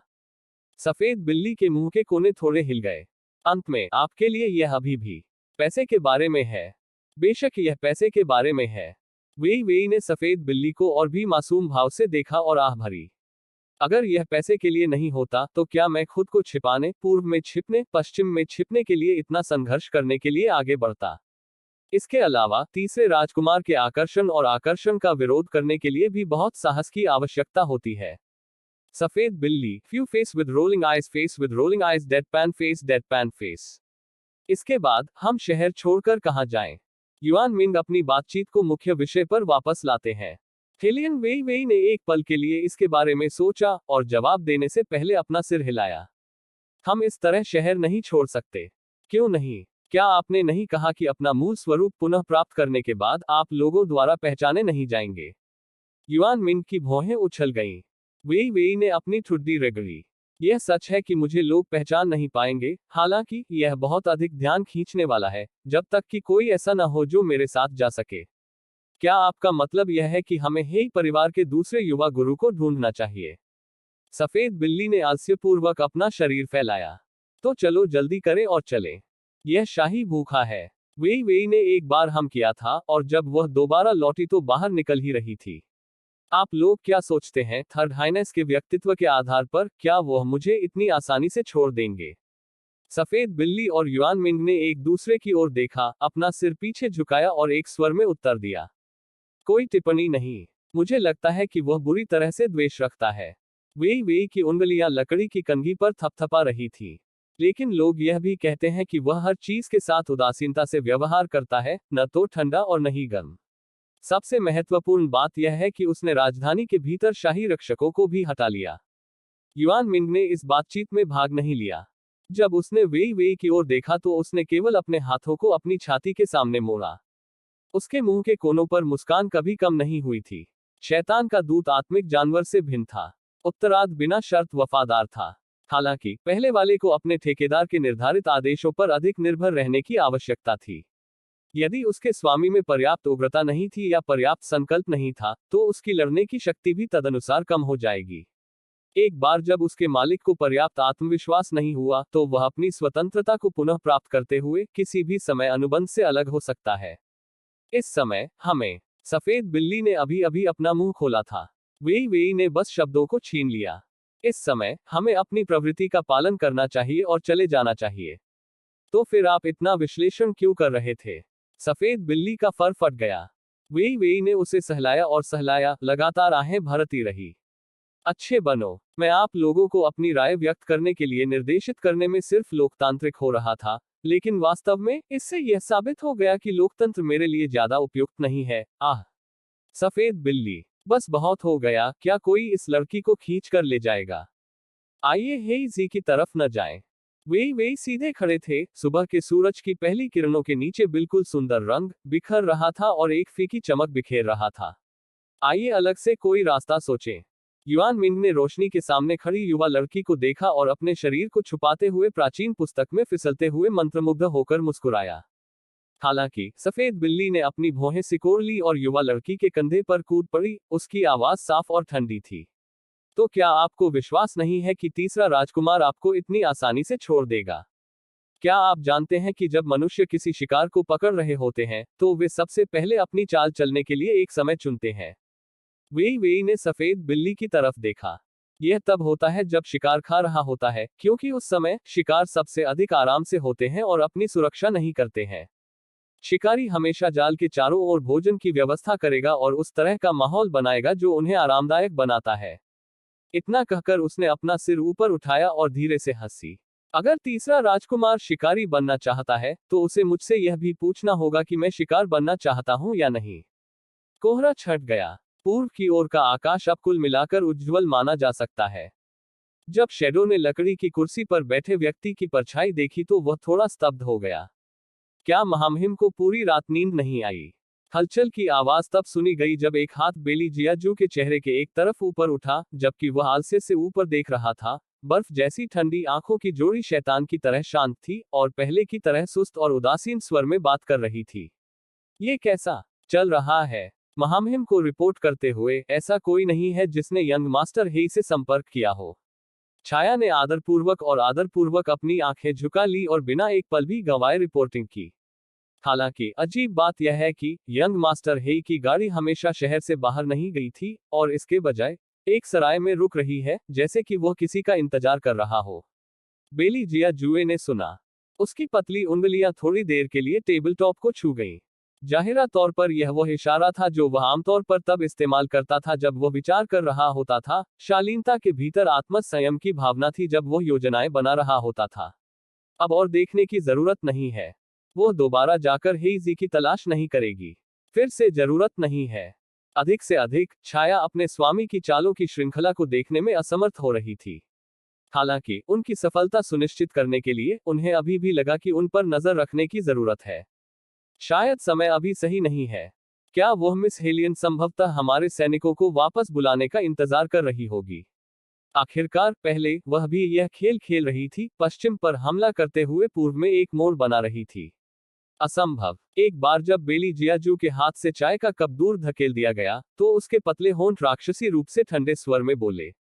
उस छोटी लोमड़ी ने कभी भी परिणाम के बारे में सुनिश्चित हुए बिना लड़ाई नहीं लड़ी थी। चाहे हम कितना भी चारा बिछा लें, एक बार जब उसे किसी खतरे का एहसास होता है, तो उसकी पहली प्रतिक्रिया उससे दूर रहने की होगी। एक रात हो गई है और वह हेईजेड के आसपास नहीं दिखाई दी है। इससे पता चलता है कि उसने पहले ही कुछ अनुमान लगा लिया है, जैसे कि इस खेल के अंदर शिकारी कौन है और शिकार कौन है। केवल इस बार उसने जो शिकार चुना वह विशेष रूप से अवज्ञाकारी था। बेली जियाजू का हाथ जो चाय के कप के हैंडल को कस रहा है, इतना कस गया कि आसपास का माहौल भी ठंडा हो गया। थोड़ी मात्रा में कोई वस्तु। छाया को पूरी तरह से महसूस हुआ कि उसके गुरु की बातें किसी व्यक्ति के लिए समझ पाना थोड़ा कठिन था। बेली जियाजू ने आगे कुछ नहीं बताया और केवल उदासीन स्वर में पूछना जारी रखा। हेईजेड के साथ जो हो रहा है उसके अलावा क्या शहर के भीतर कुछ और भी हुआ है? दरअसल और कुछ नहीं था, बस हाल ही में एक देवी प्रकट हुई थी। वह उस नंबर एक सुंदरी से भी कुछ अधिक सुंदर है। शैडो जितना अधिक बोलता था, उसकी आवाज उतनी ही नर्म हो जाती थी, क्योंकि महामहिम को इस प्रकार की चीजों में कभी कोई दिलचस्पी नहीं थी।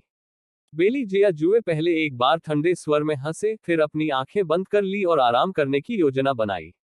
छाया को पता था कि सब कुछ इसी तरह होने वाला है। उसने अपनी नाक को 2 बार छुआ और जाने की योजना बनाई। फिर भी उसने बेली जियाजू को अचानक अपनी आंखें खोलते देखा। उन आंखों में इतनी चमक थी कि वे लोगों को लगभग डरा ही देते थे। एक देवी। इसमें कोई आश्चर्य नहीं कि वह शहर के किसी भी द्वार पर नहीं पाई जा सकी। वह यह कैसे भूल गया कि मूल रूप से उसने अपने शरीर पर त्वचा की एक परत भी लपेटी थी। बात बस इतनी है कि दूसरे लोगों द्वारा अपने शिकार को ताक झांक कर देखने से इस तरह की भावना वास्तव में किसी व्यक्ति को विशेष रूप से खुश नहीं होने देती है। छाया को अभी भी नहीं पता था कि उसके मालिक के साथ क्या हो रहा है। अपने अंत में बेली जियाजुए पहले से ही खड़े हो गए और एक ऐसी मुस्कुराहट मुस्कुराई जो मुस्कुराहट नहीं थी, जबकि उनकी लंबी आस्तीन मुड़ी हुई थी, जिससे हड्डियों को कंपा देने वाली ठंडी हवा चल रही थी। जाओ, घोड़ा गाड़ी तैयार करो। हम तुरंत शहर की ओर चल पड़े। हाँ, एक निपुण और अच्छी तरह से प्रशिक्षित छाया के रूप में वह बिना पलक झपकाए किसी भी समय एक आदेश स्वीकार कर सकता था। ठीक वैसे ही जैसे वह अभी यह कर रहा है। हालांकि उसे मूल रूप से यह समझ में नहीं आया कि महामहिम ने अचानक शहर में जाने का फैसला क्यों किया। सभी छाया सैनिकों को भेजो। बेली जियाजुए की आवाज एक बार फिर गूंज उठी, किसी भी अन्य समय की तुलना में अधिक ठंडी, प्रत्येक शब्द के बाद शांति से रुकती हुई, मानो प्रत्येक शब्द उसके होठों के किनारों के साथ घूम रहा हो। क्या वह देवी जैसी सुंदर महिला वापस यहाँ लौट आई है? इस बार जैसे ही उसकी आंखें झपकी, छाया वास्तव में कुछ खाली हो गई। महामहिम क्या सोच रहे हैं? उस मिस हेलियन को नहीं पकड़कर उसकी जगह देवी को पकड़ रहे हैं। उसे कौन बता सकता है कि आखिर क्या हो रहा था? वे भी जानना चाहते थे कि आखिर हो क्या रहा है। मूलतः सब कुछ ठीक चल रहा था। उसने कुछ पैसे का उपयोग करके एक नौकरानी को नौकरी पर रखने और शहर छोड़ने का नाटक करने की भी योजना बनाई थी। लेकिन इतने सारे छाया रक्षक अचानक कैसे प्रकट हो गए और जानबूझकर खूबसूरत लड़कियों को निशाना बनाने के लिए चुना? इसने उसे एक बड़ी सड़क पर एक छोटी सी चूहिया बनने के लिए मजबूर कर दिया, जो बाईं ओर छिपती थी, दाईं ओर चकमा देती थी, एक बहुत ही खेदजनक आकृति काटती थी। लड़की, वे आ रहे हैं। सफेद बिल्ली ने एक ऊंची छत पर खड़े होकर स्पष्ट रूप से और ठंडे स्वर में कहा। दूर से शाही घराने की एक घोड़ा गाड़ी दिखाई दे रही थी। उसने अपना सिर नीचे किया और वे की आंखों में देखा। उसकी आंखों की गहराई में एक चिंता उभर आई जो पहले कभी नहीं थी।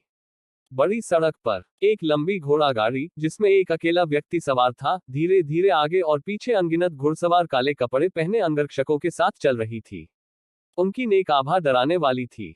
हेलियन वे की आकृति मुड़ गई। उसकी पीठ दीवार से सटी हुई थी क्योंकि उसने सफेद बिल्ली का सामना किया और इशारा किया। उसका इरादा यह था कि वह सबसे पहले डार्क इल्यूजनरी स्पेस में प्रवेश करे।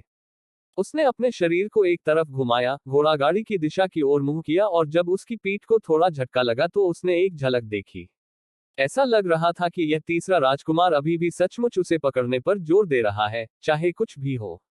अप्रत्याशित रूप से वह व्यक्तिगत रूप से आए। अब क्या करें? युआन मिंग की आंखें शायद ही कभी संकुचित होती थीं। उन्होंने यह भी महसूस किया कि इस तीसरे राजकुमार से निपटना बहुत कठिन था। वे ने स्थिति का विश्लेषण किया। हम ताकत का मुकाबला ताकत से नहीं कर सकते। आगे और पीछे, बाएं और दाएं, सभी क्यूई पर प्रतिक्रिया कर रहे हैं। लड़की, क्या तुम जानती हो इसका क्या मतलब है? युआन मिंग ने ऊपर देखा क्योंकि उसकी आवाज का स्वर ठंडा हो गया था। इसका मतलब है कि हम पहले ही घिर चुके हैं। वह जानता है कि आप इसी आसपास हैं। पहले वापस ले लो। वे की उंगलियां कड़ी हो गईं। उसकी आकृति खूबसूरती से दूसरी गली में बिखर गई। युआन मिंग ने उस गली की ओर देखा जो अवरुद्ध लग रही थी और एक लंबी सीटी बजाई। ऐसा लगता है जैसे बच निकलने का कोई रास्ता नहीं है। वह आदमी वास्तव में काफी क्रूर था। उसने उन्हें छोटी गलियों का उपयोग करने का अवसर भी नहीं दिया। वे की आंखें गहराई तक डूब गईं। उसने अपना हाथ उठाया और बस अपनी क्यूई का उपयोग करने ही वाली थी, तभी उसने दबी हुई हल्की खांसी की आवाज सुनी। अंकल लियांग, बाहर क्या हुआ है? वह आवाज पानी की तरह थी, जो शोर भरी सड़क पर गूंज रही थी, और आश्चर्यजनक रूप से ऐसा लग रहा था कि यह किसी भी हंगामे को शांत कर सकती है। वे के कान हिले और फिर युआन मिंग को खींच लिया और एक तरफ झुक गई, जबकि वह घोड़ा गाड़ी को देख रही थी जो गली के मुहाने पर रुकी थी। उसकी आंखों के भीतर एक तेज रोशनी चमक उठी। वह घोड़ा गाड़ी ऊपर से कुछ खास नहीं लग रही थी, शुद्ध सफेद रंग की थी और वास्तव में पूरी तरह से सादा थी, बिना किसी अनावश्यक अलंकरण के। इस तरह की घोड़ा गाड़ी आमतौर पर राजधानी में देखी जाती थी। इसे कोई भी यादृच्छिक व्यापारी कुछ पैसे देकर खरीद सकता था। हेइजेड के विपरीत, वह अमीर युवा मास्टर, जिसकी गाड़ी की छत को सबसे शानदार सोने के रंग से रंगा गया था। हालांकि वेई वेई को उस काले सुंदर घोड़े की परवाह थी जो गाड़ी खींच रहा था। हालांकि उसने पहले से ही अपने पंखों को नियंत्रित करने की बहुत कोशिश की थी और उसके मालिक ने भी बहुत परिश्रम से उसे एक विशेष काठी दी थी। फिर भी ये चीजें वेई वेई की नजरों को धोखा नहीं दे सकी। वह घोड़ा कोई साधारण घोड़ा नहीं था। यह एक काला उड़ने वाला घोड़ा है। यहाँ तक युआन मिंग ने भी जब उस घोड़ा गाड़ी को देखा तो उनके चेहरे पर भी हल्का सा आश्चर्य प्रकट हुआ। सामान्य ज्ञान के अनुसार, अधिकारों के अनुसार, इसे स्पिरिट फॉरेस्ट के भीतर छिपा होना चाहिए। यह मनुष्यों द्वारा वश में किए जाने को कैसे तैयार हो सकता है? वेई वेई ने अपने पतले होंठ फैलाए और युआन मिंग की ओर देखते हुए अतुलनीय रूप से बुरी तरह मुस्कुराए। पलक झपकते ही उसकी आकृति अपने मूल स्थान पर नहीं रही। घोड़ा गाड़ी के सामने एक अधेड़ उम्र का नौकर गाड़ी के शाफ्ट से नीचे कूद गया। उसने गाड़ी के पर्दे की ओर मुंह किया और सम्मान में झुक गया। उसका दयालु चेहरा पूरी तरह से सम्मानजनक था। युवा मास्टर, यह शाही परिवार का शाही रक्षक है। ऐसा लगता है कि वे किसी को खोज रहे हैं। शाही परिवार के शाही रक्षक। अत्यधिक पतले हाथों की एक जोड़ी, फिर भी उनमें अवर्णनीय ताकत थी। घोड़ा गाड़ी के भीतर से बाहर की ओर बढ़ी और पर्दों को एक तरफ कर दिया। हाथी के दांतों के समान सफेद लंबा वस्त्र हवा में हल्के से इधर उधर उड़ रहा था। दबी दबी खांसी की आवाज आई। केवल विनम्रता से जवाब देना ठीक है। टकराव पैदा न करें। उस अधेड़ उम्र के नौकर ने सिर झुकाकर बिना किसी आदर में कमी किए उत्तर दिया। हाँ, इस छोटे से मामले को इस बूढ़े नौकर को संभालने दीजिए। कृपया इसके बारे में चिंता न करें, युवा मास्टर। अपना ध्यान रखना। हालांकि पानी की तरह बहने वाली आवाज गाड़ी के पर्दे गिरने के बाद रुक गई। जैसे ही युवक मुड़ा, वेई वेई, जो गाड़ी के अंदर छिप गया था, को मूल रूप से उसकी उपस्थिति को स्पष्ट रूप से देखने का अवसर मिला। उसके चेहरे का किनारा एक काव्यात्मक पेंटिंग की तरह था, जो प्रकाश की परत से ढका हुआ था और शानदार ढंग से चमक रहा था। कई वर्षों की गंभीर बीमारी के कारण नाजुक होंठ पीलेपन से भर गए थे, फिर भी उनके असर पर जरा भी असर नहीं पड़ा। इसके विपरीत, इसमें सौम्यता का अंश जोड़ा गया। उसके चेहरे पर मुस्कान एकदम सही थी, लंबी और संकुचित आंखें आधी मुड़ी हुई। उसकी शक्ल ठंडी चांद के नीचे ताजगी भरी हवा की तरह थी, अकल्पनीय रूप से अच्छी लग रही थी। उनके शरीर पर पहना हुआ साधारण सफेद रंग का लंबा लबादा उन पर विशेष रूप से जंच रहा था, जिससे ऐसा लग रहा था जैसे वह अभी अभी चांद से बाहर निकले हों। आप वेई वेई अंततः उस युवक की आंखों के भीतर शांत और किसी भी लहर से रहित प्रकाश की एक झिलमिलाहट को देख सके। शश वेई वेई ने पुरुषों और महिलाओं को बनाए रखने के लिए आवश्यक दूरी पर कोई ध्यान नहीं दिया। उसके बाएं हाथ ने तुरंत उसके होठों को ढंक लिया और मंद मंद मुस्कुराया। मेरे जैसे व्यक्ति को हिंसा ज्यादा पसंद नहीं है, इसलिए मैं इस युवा मास्टर को थोड़ा सहयोग करने के लिए आमंत्रित करता हूँ। उस युवक की नजर उसकी गर्दन के पास खंजर पर पड़ी। उसके चेहरे का रंग नहीं बदला और उसने धीरे से कहा, आप ही वह व्यक्ति हैं जिसे तीसरा राजकुमार ढूंढना चाहता है। युवक के तेज दिमाग के कारण वेई वेई की जोड़ी आंखें सिकुड़ गईं। इसी दौरान एक अन्य गाड़ी वहां से गुजर चुकी थी। भले ही वे गाड़ी के पर्दे से अलग हो गए थे, वेई वेई अभी भी उत्पीड़न की उस घनीभूत भावना को महसूस कर सकते थे। वेई वेई के हाथ में खंजर कस गया और वह दूसरी योजना के बारे में सोचने ही वाला था। जब उस युवक ने अपना मुंह खोला तो वह केवल 2 शब्द बोला और धीरे से खांसा। पेट पर। वेई वेई की आंखें चमक उठी जब उसने युवक की ओर गहराई से देखा और फिर तुरंत अपना शरीर झुका लिया। बस इसी समय ठंडी हवा के झोंके से गाड़ी का पर्दा अचानक खुल गया। वेई वेई गाड़ी के फर्श पर बैठी थी, उसे कुछ धूप मिली और उसने देखने के लिए अपना सिर उठाया। उसने केवल इतना देखा कि दूर से एक व्यक्ति कदम कदम पर आ रहा था। उसके नपे तुले कदम ऐसे लग रहे थे मानो उनकी पहले से ही गणना की गई हो, मानो वे बादलों पर चल रहे हो। प्रत्येक कदम भयंकर दुर्भावना के उसी रवैये के साथ उठाया गया था, शांत और उदासीन दिखाई दे रहा था, फिर भी एक प्रकार की शालीनता के साथ जिसे कोई रोक नहीं सकता था। वेई वेई को पहियों के चिटकने की आवाज सुनाई दे रही थी। पूरी गली ऐसी लग रही थी मानो उसे स्थिर कर दिया गया हो। लगभग हर कोई उसे देख रहा था जो घोड़ा गाड़ी से चल रहा था, एक आदमी जो एक देवता की तरह था जो धरती पर उतरा था। यहाँ तक कि सांस भी गले के पास दब गई थी। वेई वेई ने अवचेतन रूप से अपने शरीर को और सिकोड़ लिया, जब तक कि दूसरा पक्ष करीब और करीब नहीं आ गया। इतने करीब कि वे केवल बहुत बहुत पतली गाड़ी की दीवार की एक परत से अलग हो गए थे। उनके पास सबसे शुद्ध महान उपस्थिति थी जिसे वेई वेई ने पहले कभी नहीं देखा था। धूप और छांव के बीच से गुजरते हुए लगातार एक प्रकार की शक्ति का संचार होता रहा जिसने लोगों के दिलों को झकझोर दिया। वेई वेई ने तुरंत अपनी सांसें रोक ली। जब बेली जिया जुए ने इस दिशा का सामना किया और अपनी गहरी आंखों के भीतर देखा, जो उदासीनता के साथ हर चीज का सामना करती थी, तो ऐसा लगता था कि भले ही पूरी सड़क उसके कारण उन्मत्त थी, फिर भी यह उसकी मनःस्थिति को बिल्कुल भी प्रभावित नहीं करेगी। बेली जिया जू ने घोड़ागाड़ी के अंदर नजर डाली, फिर उसकी नजर धीरे से खांसते हुए, हल्के से मुस्कुराते हुए युवक के शरीर पर पड़ी। वह युवक भी गाड़ी से बाहर नहीं निकला और केवल विनम्रतापूर्वक अपना सिर झुकाया, जो जेड की तरह परिष्कृत था। एक सामान्य व्यक्ति महामहिम का स्वागत करता है। युवा मास्टर अंकल लियांग आना चाहते थे, फिर भी युवक की निगाहें दूर ही टिक गईं। बेली जिया जू की निगाहें जरा भी नहीं बदली, उनके शब्द समतल थे।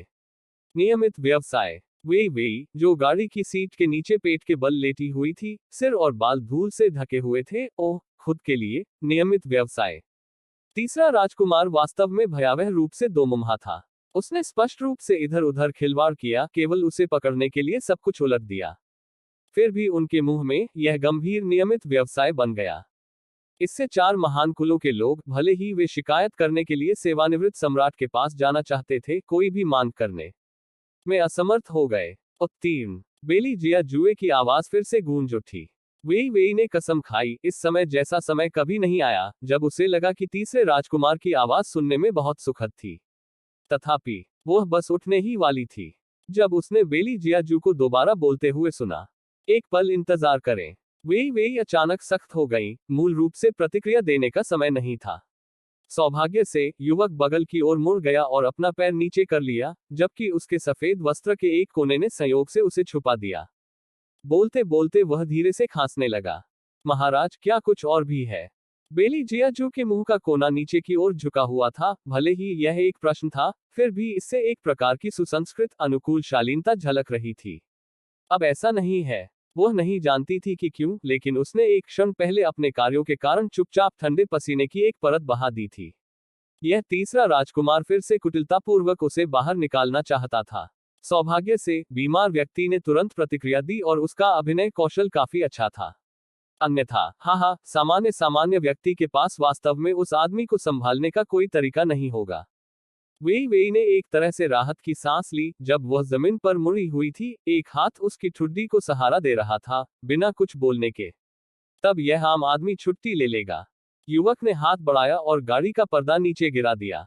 उसने अपना सिर नीचे किया और उसकी ओर देखा, फिर धीमी आवाज में आदेश देने के लिए गाड़ी के बाहर की ओर मुंह किया। अंकल लियांग, चलो चले। जैसे ही पहिए जमीन पर घूमने लगे, शहर का दरवाजा खुल गया। हालांकि वेई ने खतरे की चीख सुनी।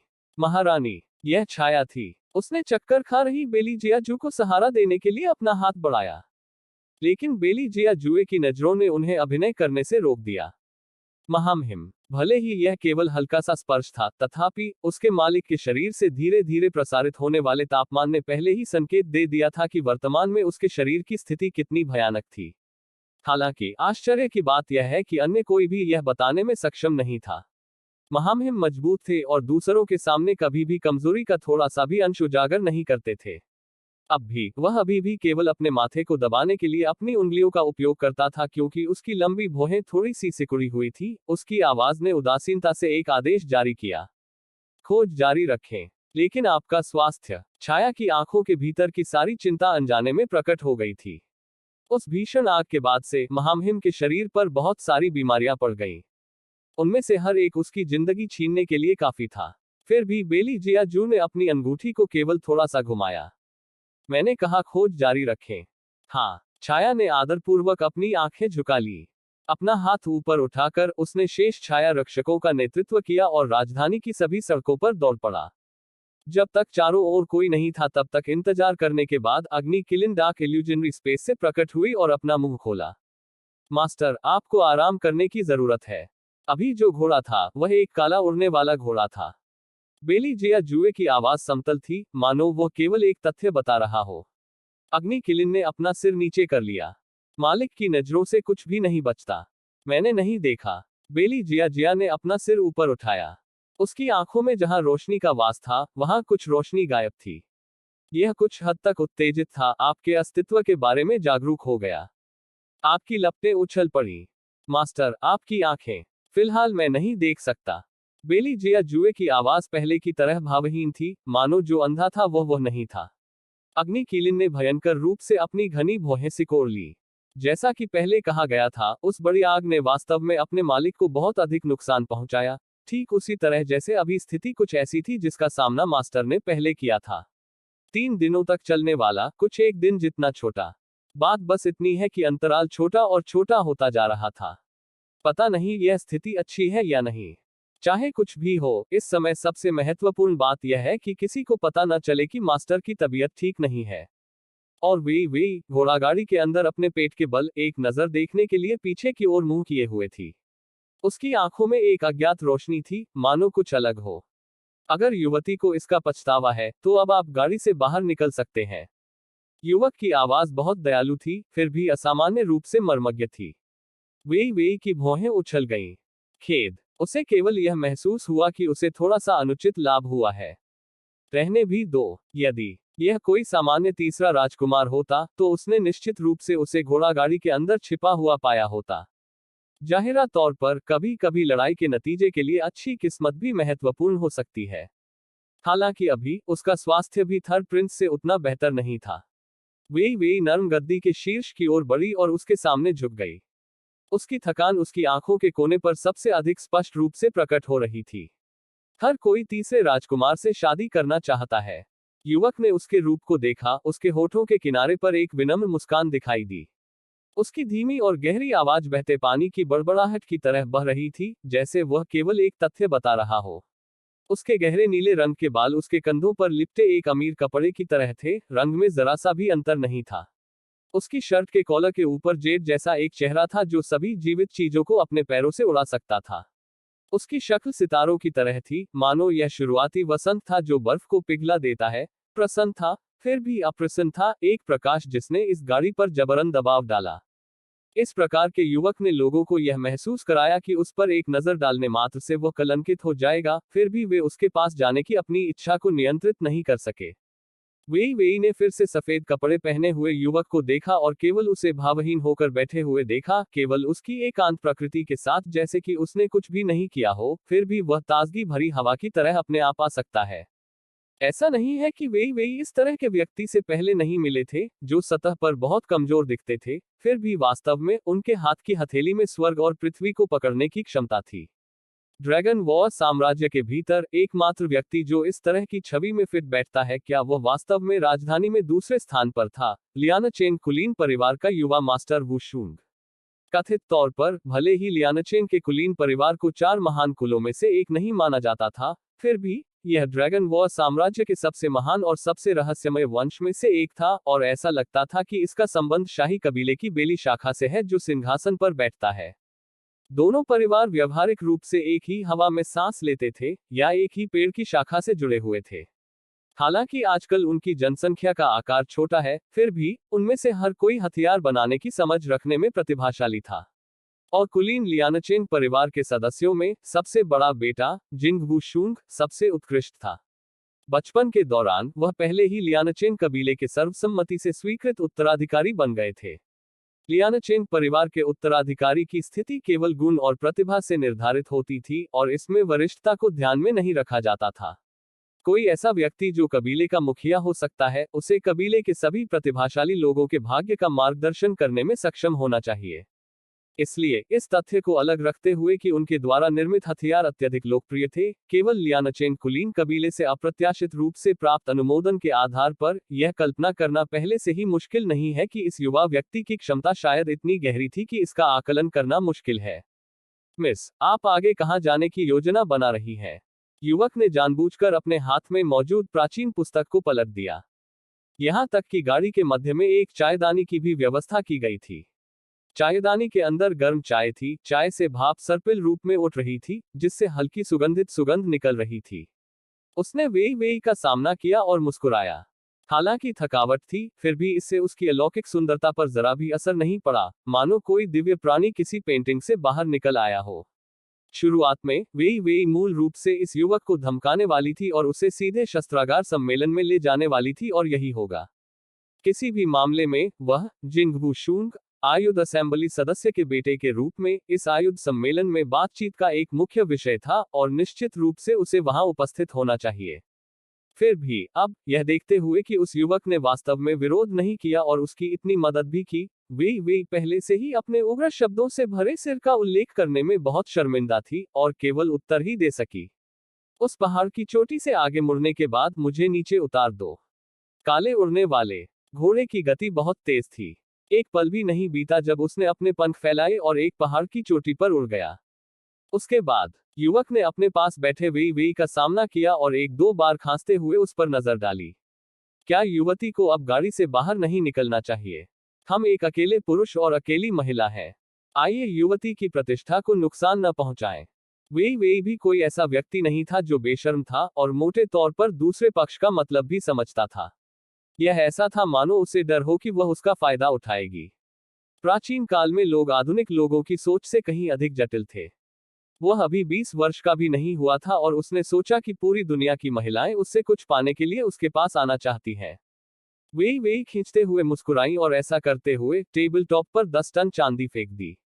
यह धन्यवाद के रूप में एक उपहार है। मुझे मध्यस्थता करने में मदद करने के लिए यंग मास्टर जिंग को बहुत धन्यवाद मिलते हैं। युवक रुक गया। वह उसे यंग मास्टर जिंग कहती थी। आह, सचमुच एक बुद्धिमान युवा महिला। जिंग वू शूंग ने ऊपर देखा। हमेशा कोमल आंखों की गहराई के भीतर एक रोशनी तेजी से चमक रही थी। हेलियन वे गाड़ी से नीचे कूद गई। अचानक एक व्यक्ति था जो गाड़ी से बाहर आया और इसने घोड़ा गाड़ी चला रहे नौकर को डरा दिया। जब अंकल लियांग ने अपना सिर घुमाया तो उन्हें केवल उस युवा महिला की सुरक्षित और स्वस्थ उपस्थिति दिखाई दी। उसका रूप नाजुक और सुंदर था। लंबे घुंघराले गहरे काले बालों का एक झरना सीधे उसकी कमर तक लटका हुआ था, इतना सुंदर कि लोग दूसरी ओर देखने में असमर्थ हो जाते थे। उसने झट से लगाम खींच ली। उसका बूढ़ा चेहरा सदमे से भरा हुआ था। यंग मास्टर, अभी थर्ड प्रिंस जिस व्यक्ति की तलाश कर रहा था, क्या वह वही नहीं हो सकता है ना? उसके मालिक को स्पष्ट रूप से पता था, फिर भी उसने उस व्यक्ति को अपनी घोड़ागाड़ी में छिपा रखा था। यदि इसकी खोज तीसरे राजकुमार ने की होती। अंकल लियांग के चेहरे पर ठंडे पसीने की एक परत थी। भले ही उनका परिवार उतना ही प्रमुख था, फिर भी उन्हें शाही परिवार को कुछ चेहरा देने की जरूरत थी। फिर भी युवा स्वामी वास्तव में किसी भी चीज से डरते नहीं थे। हालांकि यह युवती छुपने में भी बहुत अच्छी थी। उन्होंने इतना लंबा सफर तय किया है। आश्चर्य की बात है कि उन्हें इस बात का बिल्कुल भी एहसास नहीं हुआ कि कुछ भी गलत था। अंकल लियांग, जिंग वू शून की आवाज ने उसे धीरे से बाधित किया। उसकी आंखें साफ और धुंधली थीं, फिर भी समुद्र की तरह गहरी और शांत थी, हल्के नीले रंग से भरी हुई थी। ऐसा लगता था जैसे लोग स्वेच्छा से उनमें डूबकर मर जाएंगे। आगे बढ़ते हुए उसके मुंह के कोने एक कोमल चाप में मुड़ गए क्योंकि उसने अपनी जेड उंगलियों को फैलाया और वे ने टेबल टॉप पर रखे सिल्वर को उठाया। एक व्यक्ति जो थर्ड प्रिंस को पूरे दिन और रात तक खोज सकता है, फिर भी खोजने में विफल रहता है, आपने कितनों को देखा है? अंकल लियांग चकित हो गए। थर्ड प्रिंस की प्रसिद्ध प्रतिष्ठा के संबंध में उन्होंने इसके बारे में बहुत पहले सुना था। भले ही उसने अपनी क्यूई खो दी हो, फिर भी किसी ने भी उसके क्रोध को चुनौती देने की हिम्मत नहीं की। इससे कोई फर्क नहीं पड़ता कि 4 महान कुल कितने बेलगाम थे। अंत में जब उसका सामना हुआ, भले ही वे इच्छुक न हो, फिर भी उन्हें अपनी आक्रामकता को रोकना पड़ा। कोई भी महामहिम के तरीकों की सीमा की अच्छी तरह कल्पना कर सकता है। फिर भी बिना किसी अपवाद के कोई भी उन चीजों के रास्ते में खड़ा होने में सक्षम नहीं था जो वह करना चाहता था। सेवानिवृत्त सम्राट के लिए भी यही बात है। कुछ आज जैसा पूरे दिन ढूंढने के बाद भी किसी को ढूंढने में कोई सफलता नहीं मिली। एक जवाब देने से पहले अंकल लियांग ने अपनी यादों को खंगाला। इस बूढ़े नौकर ने ऐसा केवल एक ही व्यक्ति देखा है। इतना ही नहीं, दूसरा पक्ष एक युवा लड़की भी थी। जिंग वू शूंग ने मंद मंद मुस्कुराते हुए चांदी को अपने हाथ की हथेली में रख दिया। ऐसा प्रतीत होता है कि हेलियन परिवार का बेकार होना बिल्कुल भी बेकार नहीं है जैसा कि अफवाहों में दावा किया गया है। अभी जो हेलियन परिवार की निकम्मी बेटी है। अंकल लियांग का मुंह तुरंत खुला रह गया। यह कैसे संभव है? क्या ऐसा नहीं कहा गया था कि हेलियन परिवार की सबसे बड़ी बेटी असभ्य और असभ्य थी? उसकी त्वचा काली थी, असंयमित व्यवहार और अश्लील व्यवहार था, और वह एक देहाती बदमाश जितनी भी अच्छी नहीं थी। इसीलिए मुरोग परिवार का युवा स्वामी सगाई तोड़ने से खुद को नहीं रोक सका। लेकिन जिस युवा महिला को उसने अभी देखा, भले ही वह केवल एक झलक थी, लेकिन वह अभी भी दूसरे व्यक्ति के चेहरे का पक्ष देख सकता था। वह बिल्कुल कली में एक सुंदरता थी। हे भगवान! जिंग वू शूंग ने अपना हाथ हटाया और उसे अपने मुंह के पास रखा। अपना मुंह खोलने से पहले 2 बार खांसा। ऐसे स्वर में जो एक ऐसे मामले के बारे में बात कर रहा था जो पहले से ही उसके लिए कोई चिंता का विषय नहीं था। कुछ भी असंभव नहीं है। बाजारों के बीच फैली गपशप मूल रूप से आम लोगों के बीच फुर्सत के समय की गपशप और बेकार की अफवाहें थी। आइए बस अपनी यात्रा पर जल्दी चले। हाँ, काफी समय के बाद अंकल लियांग ने आखिरकार अपना ध्यान वापस पा लिया। उसने अपना चाबुक उठाया क्योंकि वह सोच समझकर ध्यान से याद कर रहा था। यह पहली बार था कि यंग मास्टर ने किसी की मदद करने की पहल की। क्या ऐसा सिर्फ इसलिए हो सकता है क्योंकि हेलियन परिवार की सबसे बड़ी बेटी अभी भी तीसरे राजकुमार की पकड़ में नहीं आई है? चाचा लियांग अपने स्वामी के विचारों का अनुमान लगाने में असमर्थ थे। उसी नोट पर हिजड़ा सन भी महामहिम के विचारों का अनुमान नहीं लगा सका। जल्द ही 1 रात और 2 दिन हो जाएंगे जब महामहिम ने किसी भी लंबाई के लिए अपनी आंखें बंद नहीं की। क्या इस तरह से मामलों को संभालना अपने आप पर बहुत मुश्किल नहीं था? बाहर मौजूद छाया रक्षक पहले ही पीछे हट गए, लेकिन यह बहुत स्पष्ट है कि महामहिम ने मिस हेलियन को पकड़ना नहीं छोड़ा था। ग्रैंडमास्टर के नीले हरे चेहरे पर एक नजर डालें और कोई भी समझ सकता है कि क्या हुआ था। थम्फ, आपको इस पर भरोसा करने की जरूरत नहीं है कि मैं आपको अपने प्रिय शिष्य का पता बताऊंगा। हिजड़े सन ने अपना सिर उठाया और छत पर लगी टाइलों को देखा। मेरी प्यारी माँ, उस वाक्य को ग्रैंडमास्टर पहले ही कम से कम 3 बार दोहरा चुके थे। बेली जिया जू ने उस पर एक नजर भी नहीं डाली और केवल इत्मीनान से अपनी चाय पी, क्योंकि वह अपने हाथ में शीर्षधर हथियार घटक के साथ खेल रहा था। ये कीमती वस्तुएं केवल घोस्ट पैलेस में ही पाई जा सकती थी और दुनिया के सभी शस्त्रागार विशेषज्ञों के दिलों को उनके लिए तरसाने के लिए पर्याप्त थी। जैसा कि उसने सोचा था, ग्रैंडमास्टर ने लालच से उसके मुंह के कोनों को चाटा। मैं कहता हूँ, आइस फेलो, तुम मेरे प्रिय शिष्य की तलाश करने पर क्यों जोर दे रहे हो? उसने जो कुछ किया वह उस नाटक को प्रस्तुत करने में तुम्हारे साथ सहयोग नहीं करना था, ठीक है? फिर भी तुम इतने निर्दयी हो जाते हो। बेली जिया जू ने कुछ भी नहीं कहा और केवल अपने निचले जबड़े को आधा ऊपर उठाया क्योंकि उसने अहंकारपूर्वक ग्रैंडमास्टर की ओर देखा, जो एक टूटे हुए मांस के भुट्टे की तरह बंधा हुआ था। उसकी आंखों की रोशनी किसी भी अन्य समय की तुलना में अधिक ऊंची और ठंडी थी। यदि फायर क्विलिन को यह पता नहीं होता कि वर्तमान में उसका मालिक मूल रूप से कुछ भी नहीं देख सकता है, तो उसने सोचा होगा कि मास्टर जो कर रहा था वह ग्रैंडमास्टर के खिलाफ दबाव डाल रहा था। दरअसल ग्रैंडमास्टर भी दबाव महसूस कर सकते थे। हालांकि अपने प्रिय शिष्य की ओर से उन्हें दृढ़ रहना होगा। ठीक उसी समय जब ग्रैंडमास्टर ने अपने शिष्य की खातिर वीरतापूर्वक शहीद होने की योजना बनाई, बेली जिया जू की उदासीन आवाज धीरे धीरे प्रसारित हुई। भले ही आप न बोलें, फिर भी मैं जांच कर सकता हूं और पता लगा सकता हूं कि वह कहां गई है। ग्रैंडमास्टर ने खाली कर दिया, इसका क्या मतलब था? क्या नांगोंगली यहां आए हैं? बेली जिया जुए ने लापरवाही से एक तरफ झुकते हुए नौकर को आदेश दिया। ग्रैंडमास्टर ने उसकी दाढ़ी पर वार किया। गोली मारो, यह खत्म हो गया है, यह अंत है। जब सामान्य परिस्थितियों की बात आती है तो बलि देने वाले पुजारी की भविष्यवाणी सबसे सटीक होती है। भले ही नांगोंगली अपने शिष्य की सटीक स्थिति के बारे में अनुमान लगाने में सक्षम नहीं होंगे, हालांकि वह दिशा और किसी भी प्रासंगिक घटना की भविष्यवाणी कर सकता था। उस समय इस आइस फेलो के दिमाग के आधार पर वह निश्चित रूप से बहुत जल्दी यह पता लगाने में सक्षम होगा कि उसका प्रिय शिष्य कहाँ गया था। छाया ने अपनी आंखें नीची कर ली और थोड़ा चिढ़े हुए ग्रैंडमास्टर की ओर देखा, फिर बोली, महामहिम, मुझे डर है कि मिस हेलियन को खोजने के मामले को रोक दिया जाना चाहिए। 4 महान कुलों के लोग आ चुके हैं। वे इस समय महल के मुख्य हॉल में हैं। यह कुछ हद तक व्हाइट अकादमी में जो हुआ था उसके संबंध में है। वे इस बारे में महामहिम से सवाल करना चाहते थे। समय प्रभावशाली है। यह टाइमिंग बिल्कुल भी खराब नहीं थी। हाँ। ग्रैंडमास्टर खड़े हुए और बेली जिया जू की ओर से बोलने जा रहे थे। जब उसने देखा कि वह व्यक्ति लापरवाही से अपने लिबादे के एक कोने को ब्रश कर रहा है, जिसकी आंखें टहलते समय नहीं झपक रही थी, जबकि उसकी लंबी आस्तीन पर एक हवा का झोंका आया, जिससे खतरनाक धाराओं का निशान घूम गया। अग्नि क्विलिन ने अपना सिर हिलाया।